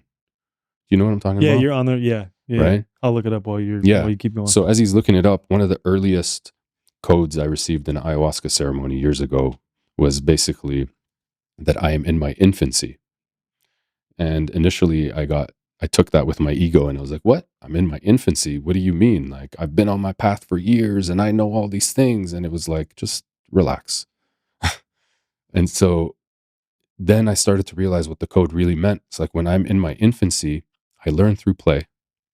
I'm not attached so tightly to beliefs. I'm malleable. I'm fluid, right? There's an innocence, a childlike innocence I carry with me. So like for everyone, like you're in your infancy. Did you pull it up? Yeah, I got it. Tell us. I got it. And this is Jesus speaking. This is Matthew 18, verse 2-4. Truly I tell you, unless you change and become like little children, you will never enter the kingdom of heaven. Therefore, whoever takes the lowly position of this child is the greatest in the kingdom of heaven. Like, what does that mean for us as men, as we're trying to embody our mature masculinity? How can we bring in that childlike innocence and play and pleasure and fun and like, children don't have a sense of shame. We transfer the shame upon them. Yes. They don't have fear. We transfer the fear upon them. It's learned. All of these things are learned, and then it becomes like rigidity in their distortions and their beliefs and identity and all of this stuff. And it just like, it's a disconnect from the purity of their essence. So pleasure is a big thing too. Like allowing yourself to feel the joy. Like, and that's why it was interesting when I said, what if you just treated your woman when she came to you with her emotions as a child? Dude, I didn't want to interrupt you because you're in a good flow when you said that. Yeah. Immediately in me, I thought of myself as I relate to my daughter, or as I relate to my son, primarily my daughter, because looking in, gender roles here, I guess you could say. And when she comes to me with her problems, whether she's mad at me or not, it's like instant total openness and receiving of that. And it's like, can you look at your partner and see that innocent little child in them when they're coming to you? And also recognize that if you're getting triggered, can you recognize where that's likely coming from the little boy inside of you who is shown these maladaptive patterns and ways of parenting? It's like that image that you've probably seen before. I think it was an artistic sculpture that someone created where it's a man and woman sitting back to back, facing away from each other. And it's like the expression of that is that they're disconnected. They're not seeing each other. And it's an adult man and an adult woman. But then inside the sculpture, inside this man, inside this woman are these two little kids that are facing each other and that can see each other. Can we get back to that essence when it comes to not only our interpersonal relationships, but our relationship to ourselves? Because that's getting us back to the true, innocent, divinely connected, inherently worthy without any unworthiness programming. That's not even in the realm of questions. That's what we're getting back to when we become like a child. That's what you're pointing to. Yeah. Yeah. And can we honor that in each other? Like you were just saying. Yeah. Tell me, I'm curious, man, like, cause we were going to discuss gender roles and stuff like this. So I want to jump to that. I'm curious, what's the conversation? What will be the conversation like with your daughter and your sons about, like, how does a father bring that into the guidance without telling them you're in this box? Yeah. That is a big question, man. Luckily, we don't have to be at that point necessarily yet with our kids because I'm still trying to figure this out myself, But for how Kylie and I express is that I am the provider. And the one thing about being the provider that I want to touch on is it goes beyond just being the financial monetary support, right? Like it goes well beyond that. And I'm not saying that women like aren't supposed to like be doing roles and creating, like Kylie's training to be a homeopath right now. But in order for a woman to come into her full, true, authentic expression, which may result in her making money off of that or not, again, in these traditional male and female and male roles, is that you have to be the one providing that security for her to come into her authentic expression, I think, in my opinion. And for us, it's me being the one who's providing that security financially, but also in terms of the emotional stability of the house. And you see that, like, when I'm not emotionally regulated, our kids are not emotionally regulated. Mm-hmm. And if I'm suppressing my emotions, or if I'm not feeling something, or if I'm not looking at something inside myself, my wife knows it. She can see it right away. And so it's an incredible mirror in relationships to have to continue to do the work on yourself while also balancing it out with the grace and the childlike play and innocence, balancing all those things out at once. But to answer your question more specifically on the gender roles, it's that I want my son to know that he is the one who is the protector. He is I know we talked about leadership a little bit, but he is the leader of the home, and he is the one who creates the sense of security for the woman to be the one who is nurturing and creating the home. Does that make sense? Yeah. Yeah. Yeah. Yeah. I made a post the other day, and it definitely upset a lot of people. And it was like, never understood men who don't have a drive or desire to provide for their women. Yeah. There's something so innate within me that I told my wife, like, I want to build a life for us where you don't have to work if you don't want to. 100%. Like, unless it's coming from this divine inspiration of like, I want to create this. It's like, go play, create, do what you need to do. But I don't want you to have to feel pressure of like, we need to do this for money. And it's like, and as well within the spiritual space specifically, there's probably more women who are living their purpose, quote unquote. I did air quotes for the ones listening, who are living their purpose and have built empires for themselves. So I'm not going to say that there's one way to do anything, because we're infinitely unique, multidimensional beings, and this dance of union and polarity, it's going to look different for everybody. And how you make it work for you is going to be perfect to you two. And there is inherent truth to, I don't want to call them traditional gender roles, because that in and of itself is loaded with a lot of imbalance and toxicity and disconnection. At least in our minds, the way that we think of it. Yeah, and even what is traditional gender role? I saw this thing the other day that was like, the notion of traditional gender role may just be a product post-industrial revolution. Totally.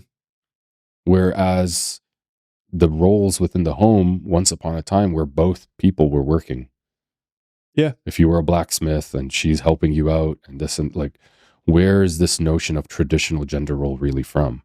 I think back to like, not that I've ever spent time with tribes myself, but if what is portrayed in a lot of the things that I've looked at Yeah. is that the man is out doing the work Yeah. while the woman is cultivating the home environment. Yeah. And it's not that that is prescriptive. That's not the case. I have several friends who are in a relationship and have kids that there's some reversal there, and even some cases like where the woman's out working because she's following her career path and the man's at home with the kids. And I'm not going to sit there and say, oh, you're not a man for doing that.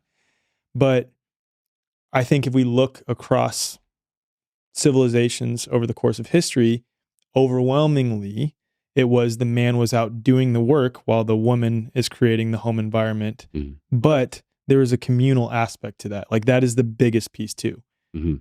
I think. Which feels like that's what we're missing largely right now. Oh my God, dude. I think that's like that is one of the biggest things that we're missing. Like even when we're talking about men's work, right? Yeah. Like the brotherhood aspect of relating to men who are going through the same shit overwhelmingly to varying degrees. Like, again, just having that validation makes it be like, oh, I'm not so fucked up. Whoa. Yeah. Other men deal with this same shit that I do. Oh, okay. That's incredibly validating. So how do we come together in full transparency with each other as men and help us work on our shadow aspects? You know what I mean? Like the community piece is the biggest piece that's missing in all of this, in my opinion. But I want to go back to the traditional, like the gender roles thing. I totally hear what you're saying there. I'm pointing back to that, and like that could be wrong too, or it could be like my right like toxic. I won't say toxic, but my conditioned belief around what that looks like too. Yeah. But I just look at even the way that we are created physically differently. Like men tend to be much stronger. They're the protectors. Okay, that should be inherent to our biology, I think. Mm-hmm. Given that we're the protectors, and I'm speaking from a very primal lens right now, we are likely the one that needs to create the security in the home. And then if the woman decides that she wants to have children, they both decide together that they want to have children, she's the one who, after the man has provided the protection and the security. Now you can let your mind spin, for those who are listening and watching, on the modern iterations of that. What does that look like for safety, security, protection? The woman is the one nurturing the home environment for when the man is out providing that security, providing that protection to come back into and also feel fulfilled himself. I can already hear the feminists in your comment section. How dare you? That's okay though. And I'm not saying it's prescriptive. It doesn't have to be exactly that. Well, I like how you brought it back to the physiology. Yeah. Because I feel like the codes are within our direct experience. Right. And so like we are quite literally built to work. Yeah. And to be in this frame, and also hormonally as well. Like the 9-to-5 job structure is an absolute inversion for all of us, let alone for women. Yeah. Oh my God. It's like anti-women. Yes. Like, frankly. Women follow the moon. The woman's hormones follow the moon. The moon is literally changing every single day. The man, I think our hormones are impacted by the moon too, but overwhelmingly I think it's akin to the sun. Where the sun rises and falls. And yes, it changes its trajectory over the course of 365 days, but it's cyclical. And it's overwhelmingly the same every day. It rises and sets, rises and sets, rises and sets. And I think as men, we're more designed for that type of thing, where women are in a home environment, ideally, or communal environment, where they're sharing space with other women who are understanding that, like, we're more tired today, or maybe one of the women is more tired today. So I don't feel the desire to go do X, Y, and Z. Whereas men, I think that, yes, we get tired to some degrees, and yes, it's important for us to sit with our emotions as they come, but we're designed more for showing up on a consistent basis like this, just like the sun is. Right. You know? Right. And can we honor the differences between us? I think that is really what's been missing in this modern day feminism, 50-50, we're all equal kind of psyop, is that like, can we honor the divine differences within man and woman? Yeah. and that be not only okay, but that be cherished and revered. Like that your wife is different than you. She's built differently than you. Her hormonal structure is differently than you. Her bone structure is differently than you. Her brain works differently than you. Her experiences are unique to being a woman. Like she is different than you. And yet you both complete each other and complement each other. So can we come back to a place of, and you know, this is also some stuff that's been on my mind as well, is like, we've come to a place of modern day, there's no difference between men and women are equal to each other and all this stuff. I worry that there's been a pendulum swing back to traditional roles. Totally. In the same way that I've noticed, and this could go in a different direction here, in the same way I've noticed like New Age has swung back into hardcore Christianity, right? Yeah. It's like, can we find this middle path where we honor the fact that we're not going to fit in these boxes, that polarity has its purpose within our experience, and yet it almost feels limiting when it's like, you need to be this way, she needs to be this way, right? And with that said, though, there is a beauty in you treating your woman like a woman. Yeah. And her honoring you as the man in the house. And what does that mean when we hold that, truly when we hold that? Another Bible verse here. Help me out again. I was having a tough time finding this one this morning, but to paraphrase, because we also hear about the feminine surrender and the masculine should be the leader. And from what I gathered from this one verse was basically saying that, yes, women should surrender to their husbands, but it was saying that the husband needs to love the church like Christ did. And so for me, when I decode this, again, forgive me for paraphrasing it, when I decode this, feminine surrender to her husband can really only happen when the man is surrendered to God. Otherwise, once to kind of loop it back to the masculine leadership, otherwise he's just leading her into his egoic cage that he's living in. So these traditional gender roles, so to speak, we need to see them beyond the Industrial Revolution's traditional gender roles. I agree with that 100%. We need to go so traditional that we end up back to God. That's a good way of describing it. Right? Yeah. Yeah. I got the verse. Okay. Ephesians 5:25. Tell me if this is the one you're looking for. Husbands, love your wives just as Christ loved the church and gave himself up for her. Uh-huh. Is that the one? Yeah. Yeah. Yeah. And then what's the one? What's right after it? So to continue, Ephesians 5:26, to make her holy, cleansing her by the washing with water through the word. There's another part of it. I don't know if it's the same section, but essentially it was first speaking about the husband must love his wife like Christ loved the church. And then it was speaking about a woman submitting to her husband. But the thing is, the first line was to love your wife like Christ loves the church. What does that mean? That means to quite literally devote your entire life. Oh, I got the whole thing. I got the whole thing. So Ephesians 22 starts with, okay, actually, let's just start with Ephesians chapter 5, verse 21. Submit to one another out of reverence for Christ. Wives, submit yourself to your own husbands as you do to the Lord. For the husband is the head of the wife, as Christ is the head of the church, his body, of which he is the Savior. Now, as the church submits to Christ, so also wives should submit to their husband in everything.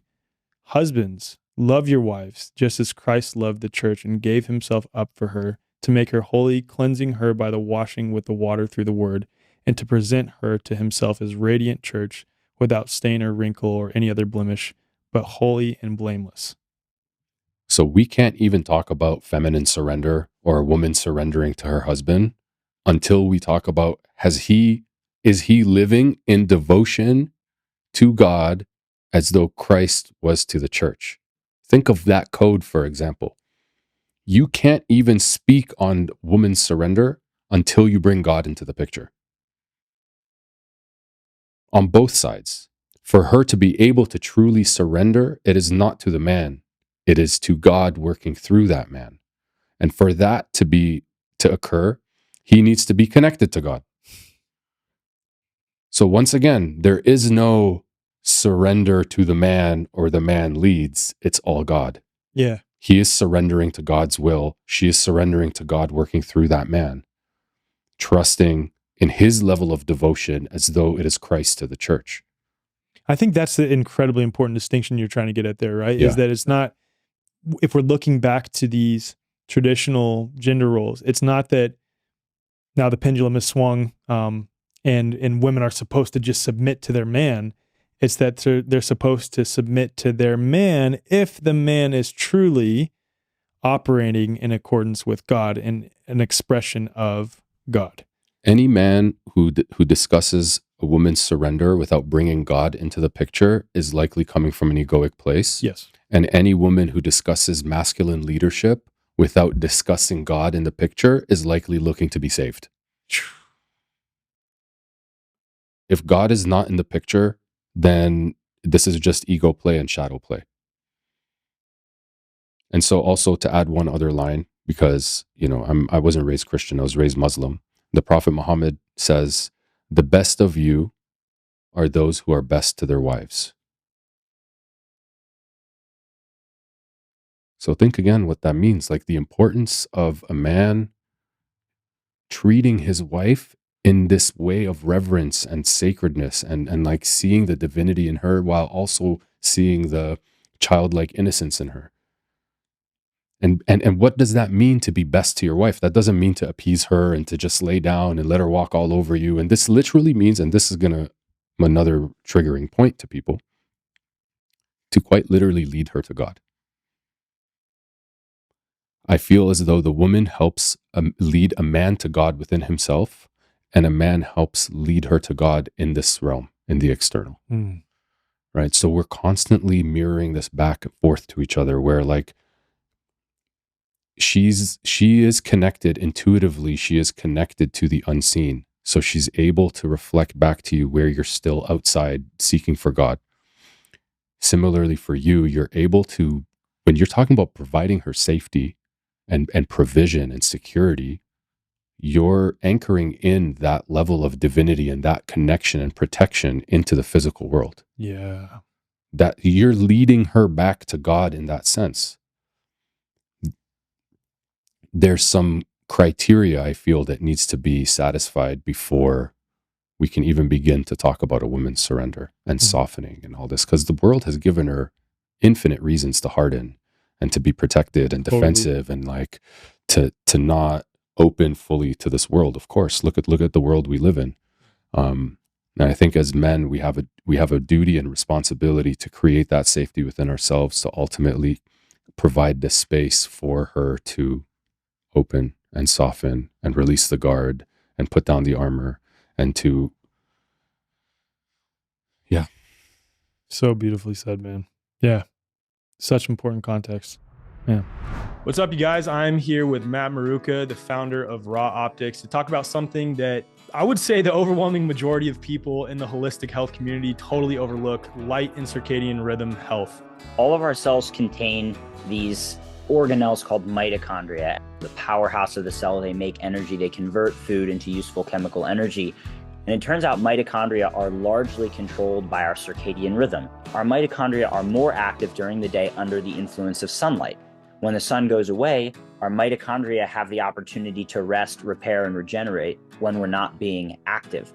When it gets dark, the brain releases melatonin, and melatonin goes in and actually repairs the mitochondria, repairs all the oxidative damage that happens. Now, if we're exposed to blue light from all the artificial light sources, your phone, your iPad, your computer, your TV, the lead scientist we work with, Dr. Alexander Wunsch from Germany, actually calls it light doping. So people today are sort of being light doped by their employers with artificial blue enriched lighting to increase their productivity at the expense of their health, mental health, and long-term health and well-being. And so just by being exposed to artificial light at night can actually have a massive effect on the body's rhythm, cellular repair, and overall health and function. So we designed lenses that specifically block these disruptive wavelengths of light So that's why we created daylight lenses. They protect your eyes from the physical damage of short wavelength blue light, but also offer a bit of a protective and relaxing effect for your hormonal system as well, but not to the degree of the sunset lenses, which are designed to basically make you really tired and even kind of knock you out in the evening. So these are the two lenses we offer so that you can have protection at the right levels, in the right way, at the right time. And then sunset lenses, you wear these 2-3 hours before bed, or just from the sunset until sleep, so that your brain can register, okay, the sunset, it's time for me to release that melatonin naturally so I can wind down and not have to use alcohol, weed, sleeping pills, and other things that so many people unfortunately have become dependent on because we're constantly disrupting our body's release of its natural sleep hormone. So if you want to take control of your light and optimize your biology, head to the show notes or go to rawoptics.com and use code TWF10 at checkout for 10% off. How old are you? 38. Okay. You're 33? 32. Wow. Okay. I thought you were older. Why? Just the way you carry yourself, man. Thanks, man. I appreciate that. I thought you were going to Honestly. say you look older. I'm like, that's fucked up. But okay. Yeah. I mean, I think it's funny because when we were at Luke's, we were all reflecting on basically all it was, the first one was each of us just sharing our full story. And it was like an 8-hour men's group. It was fucking a lot because each of us just shared our full life story essentially. And it was really validating because pretty much all the men in the group were like, oh, that's why you carry yourself in a way where you seem older, because you've been through a fuck ton of shit. And it's not to be like, because here's my tendency is to think that what I've been through is so normal that it's like, whatever, you know? But then when I hear from other men like, oh, fuck, dude, like, damn, you've been through some shit. And I'm like, okay, I have been through some shit, which is cool because then it's validating for me. Like, you know what? Like, given what you've been through, bro, like, you should be a fucking crackhead. Like, you should be a fucking crackhead. So, like, have some grace for yourself, because I am very hard on myself, like fucking super hard on myself, man. Like, yeah, I tend to be like, and I know that's programming from my childhood too. I'm aware of that, but it's also the drive to want to be better, man. Like, it's such a hard balance of not, like, at the end of the day, I wasn't as intentional as I should be with my kids, and not like shaming myself, but be like, okay, you know what? That is a good data point. Tomorrow you will do better. That's it. That's all it is. It doesn't have to be this big fucking thing. It's like, okay, now I'm aware. Now I can make the choice to show up better. That's it. I mean, you've signed up for a really big mission too. And so I can imagine that alone has come with a lot of like thought energy going into this, and like Right. building and creating, and people and personalities to manage, and like there comes a level of, it's almost like everything that, remember you were saying you would hear the gunshots and whatnot, right? What's crazy is Yeah. if we talked we'll have to talk another time. I'd love to hear like your full story and mine, like, just because I want to get to know you more. That is mentioned in my story as an afterthought. Like, swear to God, like that piece of living in the hood with literal like actual meth dealers as our neighbors, shots fired on a regular basis, is like an afterthought. Yeah. Well, you know, I've been held up at gunpoint a couple of times and gotten into skirmishes and dealing drugs, and I feel like it has allowed me to have the capacity to hold all of that for my family. So for example, Shanti was having a retreat in Costa Rica at the Dragon House, and she calls me. I was staying off property. She calls me. She's like, it was late at night. She's like, we heard a noise in the bush. There might be somebody on the property. I'm out there with a flashlight and a knife going bush to bush to make sure these 8 women are protected. And it's like, Even out of fear either. Not even out of fear, Dude. out of just like, I need to go now bush to bush, and like, I have to deal with this. And so and it's also happened too, like, man, I was sleeping once, she was watching TV. And this is to show you how innately designed we are. I heard a knocking on the door and somebody say, hey, you. I literally jumped out of bed, out of a deep sleep, jumped over her, stumbling to the front door. And she was like, hey, it was the TV. It was like, I literally just heard this on the TV and just got activated to go. So there's these certain qualities that we would deem maybe were trauma or unhealthy or whatever, but it actually like led us to have the capacity to hold what's needed right now to carry forward with this mission. 100%. I totally agree with that. And like what you were saying earlier on the gun piece of like going to get a gun, I immediately reflected on my decision to go buy a gun. And I was, as you were saying it, you're like, is this out of fear or is this out of like actual desire to protect? And for me in that moment, I know with certainty, I was like, it was not out of fear. It was like, no, you are not fucking, like if anyone steps foot in my house the wrong way, because again, we were living next to meth dealers, it's like, you're getting blasted away. I bought the gun, bro. Yeah. I bought the gun. Yeah. And initially the women living at the house were like, you're going to put us in danger and all this stuff. And it's like, but it's just a reflection on where are you coming from with that? Like, is this coming out of fear? And it's okay to, fear is helpful in and of itself in that moment. But is it perpetual fear that is driving you to then make decisions in your life? Right. Or is it, okay, this was a fearful situation in and of itself. Let's reflect on that. And what do we do in response to it? And like for me, with the situation of living next to meth dealers, something happened one day that was like, okay, I am going to go buy a gun. Right. You know what I mean? And it's like, it wasn't a fear decision. It was like, fuck around and find out type of thing. Somebody's got to carry that in the house. And I don't mean a gun. I mean the energy of like, I will kill a motherfucker if he walks in here. And it's not going to be your wife and it's not going to be your kids and it's going to be on you.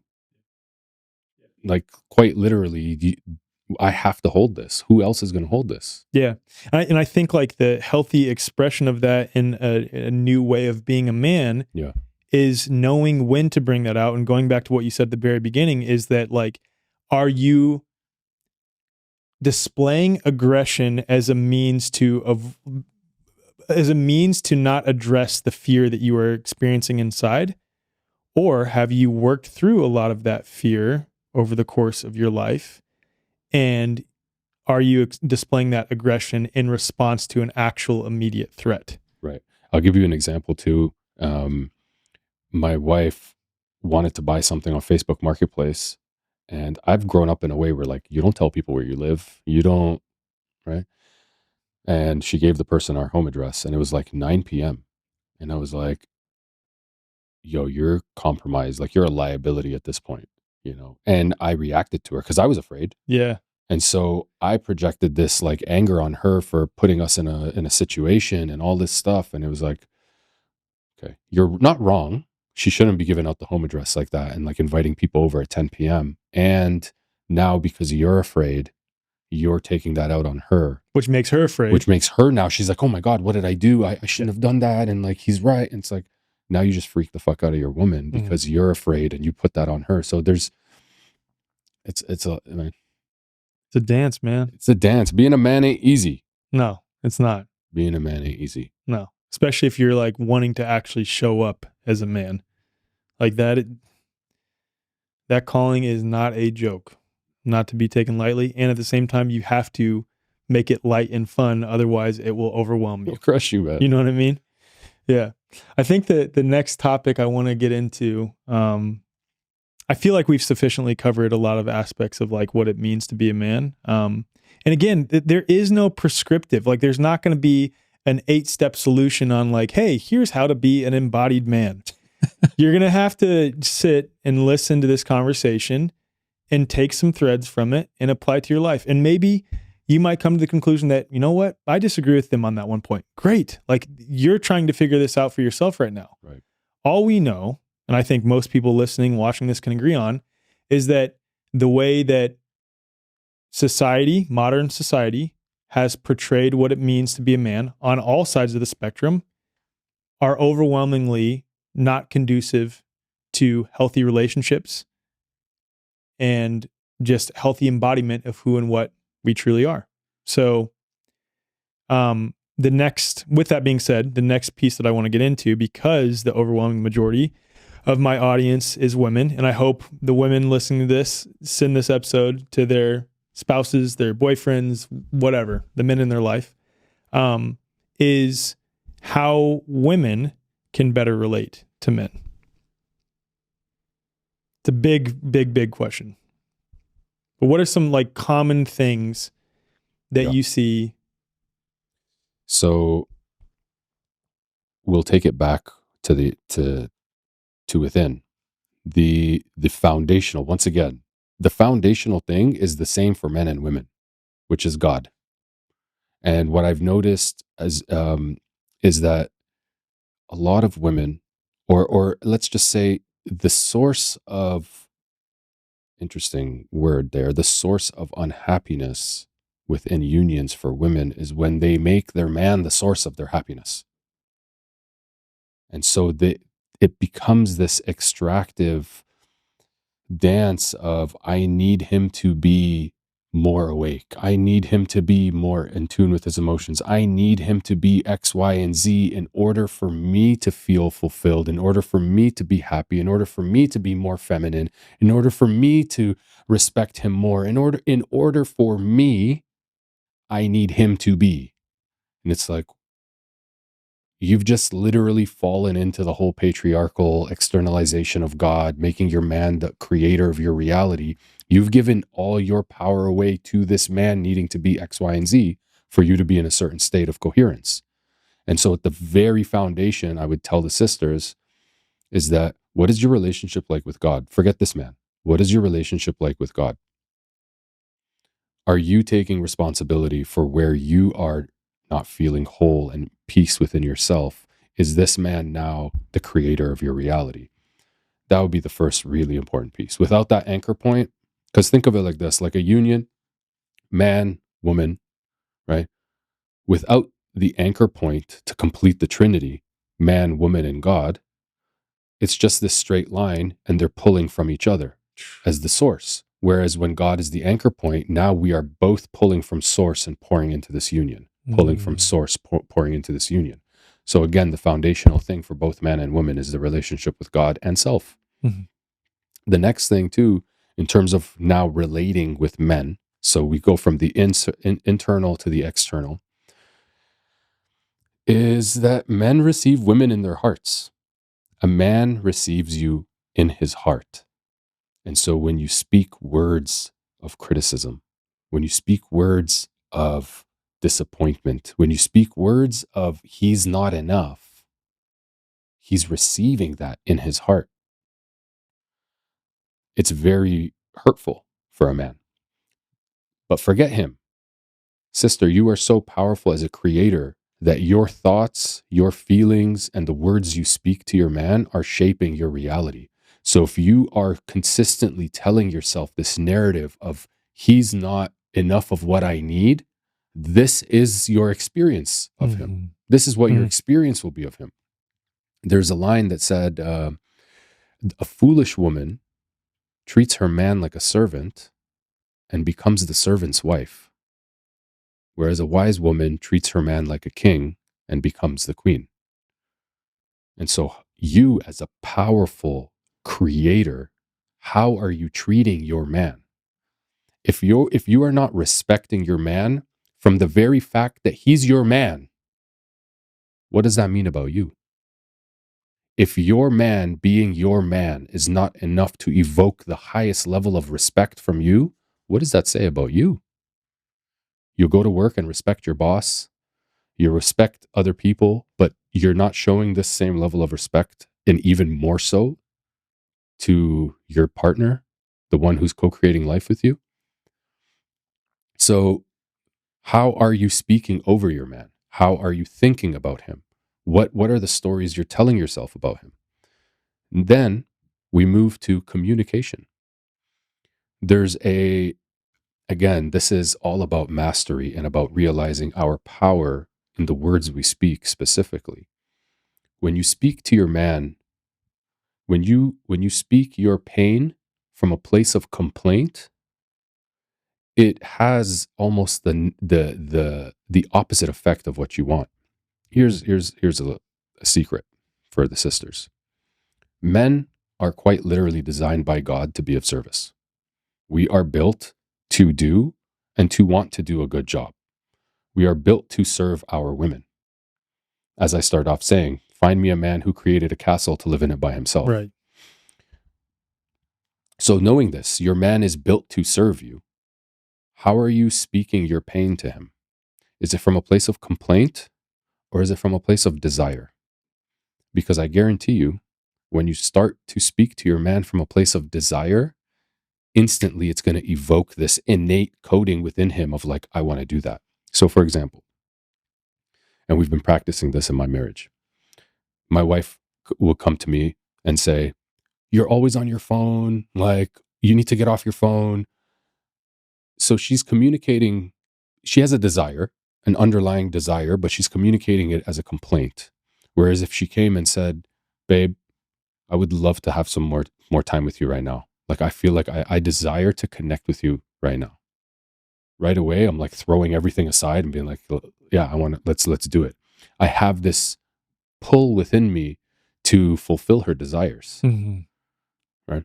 So the woman who understands this and is able to communicate from a place of, this is what I desire, not only does that activate a man to want to fulfill that and to show up and to be of service, but it also shows that she's gone below the surface level of her experience, beyond the displeasure, beyond the conflict and the pain and the whatever it is. She's now gone to the depths of it to uncover what she really wants. Yeah. And then she comes back up and she's like, I really desire this. I love it when you spend time with me. I love it when you're focused on this with me. I love it when you plan dates. I love it when you're showing up in this way. I love it when because this is what I desire. It's like all of a sudden, watch how that man changes right away. Yeah. Yeah.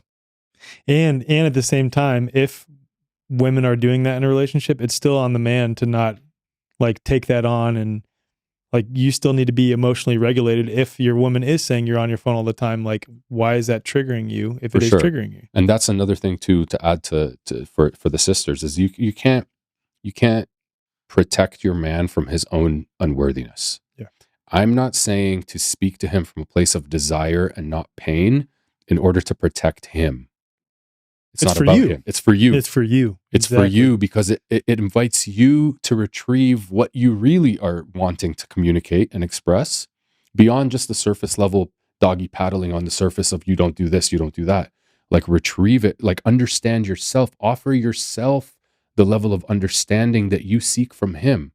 Offer yourself that validation and that seeing yourself that you might be wanting from him. And ultimately for him, unconsciously or consciously, she is guiding him back to himself. She is reflecting back to him the state, the organizational state of his being. And so do not, and I don't want to speak in absolutes, but I'm going to do it. Do not pander to your man's pain by trying to protect him from his feelings of unworthiness. Mm-hmm. You have to speak truth to your man. You have to be honest with your man. Do not hide things from him, and let it land where it's going to land. Mm-hmm. And with the awareness, because if you've been listening to this whole conversation, with the awareness that he's carrying, his greatest wound is that he's not good enough. Yeah. So are you ultimately, you're going to be poking that wound no matter what. How do you do that delicately with reverence for him and with respect for him, while understanding that you, if this is truly your desire, want this relationship to work out and to grow and to flourish? I want to switch the word delicately with respectfully. Respectfully. Yeah. Right. Yeah. Because respect your man. That's respect your man. Men don't necessarily care about how much you think you love him. It's like, how much respect do you have for this man's being? Mm-hmm. How much reverence do you hold for what this man has been assigned to be for you? This man has been assigned by God to literally kill somebody, or to be killed, or to can you respect who's been divinely appointed to stand by you? Mm. And can that be the foundational frequency that you guys dance to? Because a woman who doesn't respect her man, like, there's not much there. Right. And not to say that if a man is abusive and toxic and completely unwilling to meet himself, and if it's just complete shadow play, it's going to be hard for you to respect that man. But ultimately, that's leading you back to yourself. Why are you with a man that you don't respect, and you define that as love. Where within yourself has abuse, toxicity, imbalance, unhealthy dynamics, where has that been defined as love for you? And is that really the man's fault? Or is that the way you've been programmed to experience love that's now led you into this dynamic? The thing for either side here is that, and I'll speak again to my own experience, we are so incredible at creating, men and women, all of us in this realm, so powerful to create, that if we are coming from places where we've learned maladaptive coping mechanisms, where we haven't healed aspects of our shadow, where we haven't even looked at aspects of our shadow, if that's where we're coming from, that's what we're going to create more of continually, perpetually. So in either case, man or woman, the onus is on us to deal with that and self-reflect and see, sort of ask why. Why is this showing up in my life?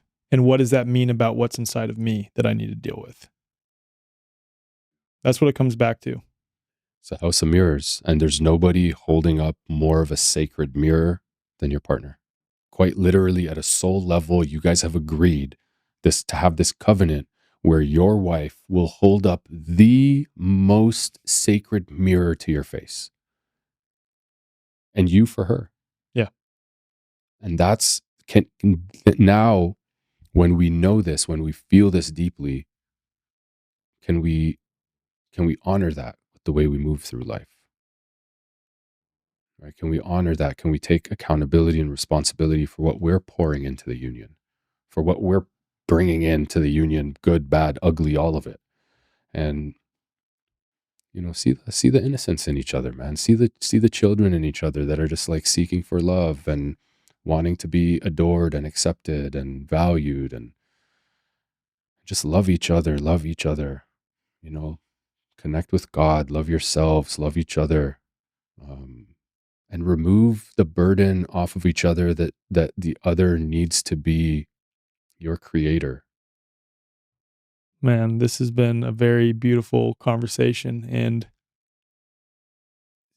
this is one that I'll have to listen back to again for the nuggets, like for myself and my own relationship. Even some of the things I said, that's what's so wild, is like, I'll say something profound to other people sometimes, and I'm like, that was profound for me, and it was an insight that I just received like an hour ago. You know what I mean? I'm like, that's what I'm saying. It's like, oh, I just came to this realization myself. So I'm still a work in progress too, man. And I'm trying to figure this out and navigate all of these waters as well, and learn how to relate. And I think like overwhelmingly my wife and I, our relationship like is a testament to us both being on that journey of trying to do the work, so to speak, and figure it out. And what does it mean to be a man? What does it mean to embody both qualities as a man that has the urge to protect and provide and create on behalf of God and create this space for the woman, while also balancing out my masculine and feminine qualities? What does that even mean? I'm still on that path too. And that's why I really appreciate this open conversation, man, because I know likewise you are the same. And you're doing a lot of this work, though, a lot of men-centric work. So could you share a little bit about what you do and what offerings you have? And all this will be in the show notes for everyone watching and listening. Beautiful. Yeah. I mean, so the fellowship, this is my baby. It's a men's group that I've been hosting for 5 years now, and it's evolved throughout the years as I've evolved. And right now I am taking a group of 100 men through a 15-month journey, where we are holding circle 3 Sundays a month. We fast on the 4th Sunday for 3 days. And it's just an incredible journey of transformation, alchemy, mastery, brotherhood. And it's everything. It's brought me everything in my life. Like these men, shout out to every man who's ever been in the fellowship and all the men in the fellowship. Like they make me stand up taller. Holding this circle for 5 years has given me a depth of understanding of what truth means and what integrity means and what it means to be devoted and committed and honest and brave. And the fellowship's given me everything. Beautiful. And are you doing that on a recurring basis, like accepting more people? No, it's a closed container. Oh, damn. So it's a closed journey for 15 Yeah. months. Like you say yes to this. And Okay. and we So go. people can come in when the container opens, though. Correct. God, When I we thought you meant it's like, hey, I'm sharing this really cool thing that I do. You can't get into it. So you can't get sorry. into it. Sorry, brother. You're on your own. That's what I thought you meant. I'm like, damn, dude. You're on your own, bro. Sorry, bud. No, we 'Cause will. It sounds so dope, and I'm like, wait, no one can get. Oh, you mean every 15 months? Yeah. Yeah. So that's cool. we would reopen enrollment in spring 2026. We're about 5 months in right now, and yeah, it's important to have it as a closed container, so it's Totally. the energy continues to build, and there's not other people coming in and out. Yeah. And yeah, the other thing that I'm working on that I'm extremely excited about is I've partnered with a dear sister, Namala, who is in Bethlehem, and we are creating a women's healing center called Sahwa, and that means awakened in Arabic. And so we're in phase 2 right now. We've fundraised, and yeah, I'm really excited. It's going to be a space for women's circles and ceremonies and yoga, meditation, events for children, community gatherings. They're going to have a full kitchen in there. It's just like in Bethlehem of all places. Incredible. And I've held this vision and this dream in my heart since I can remember that I wanted to do something like this. And Namala, my dear sister, has come into my field, and we've been, I mean, she's on the ground there doing most of the work, but I've been supporting and helping to finance and manage from afar. So Epic, man. Yeah. That's amazing. yeah, That's really cool. And for more information on like why that's relevant, please go check out episode 50 and you'll understand like why that's highly relevant for the work that you do in this world. And man, I'll never get over the fact that like your name as it's spoken, Ihsan, like is so perceptive to what you do in the world. Like it's wild. It's wild. Yeah, it's incredible because that's the whole nature of this conversation on masculine, feminine dynamics is eyes in, like illuminating what's inside of you. Yeah. see yourself and all that you look at, and you will be able to see clearly. Amen. Thanks for being here today. Thank you, man. Appreciate this. Yeah. Yeah.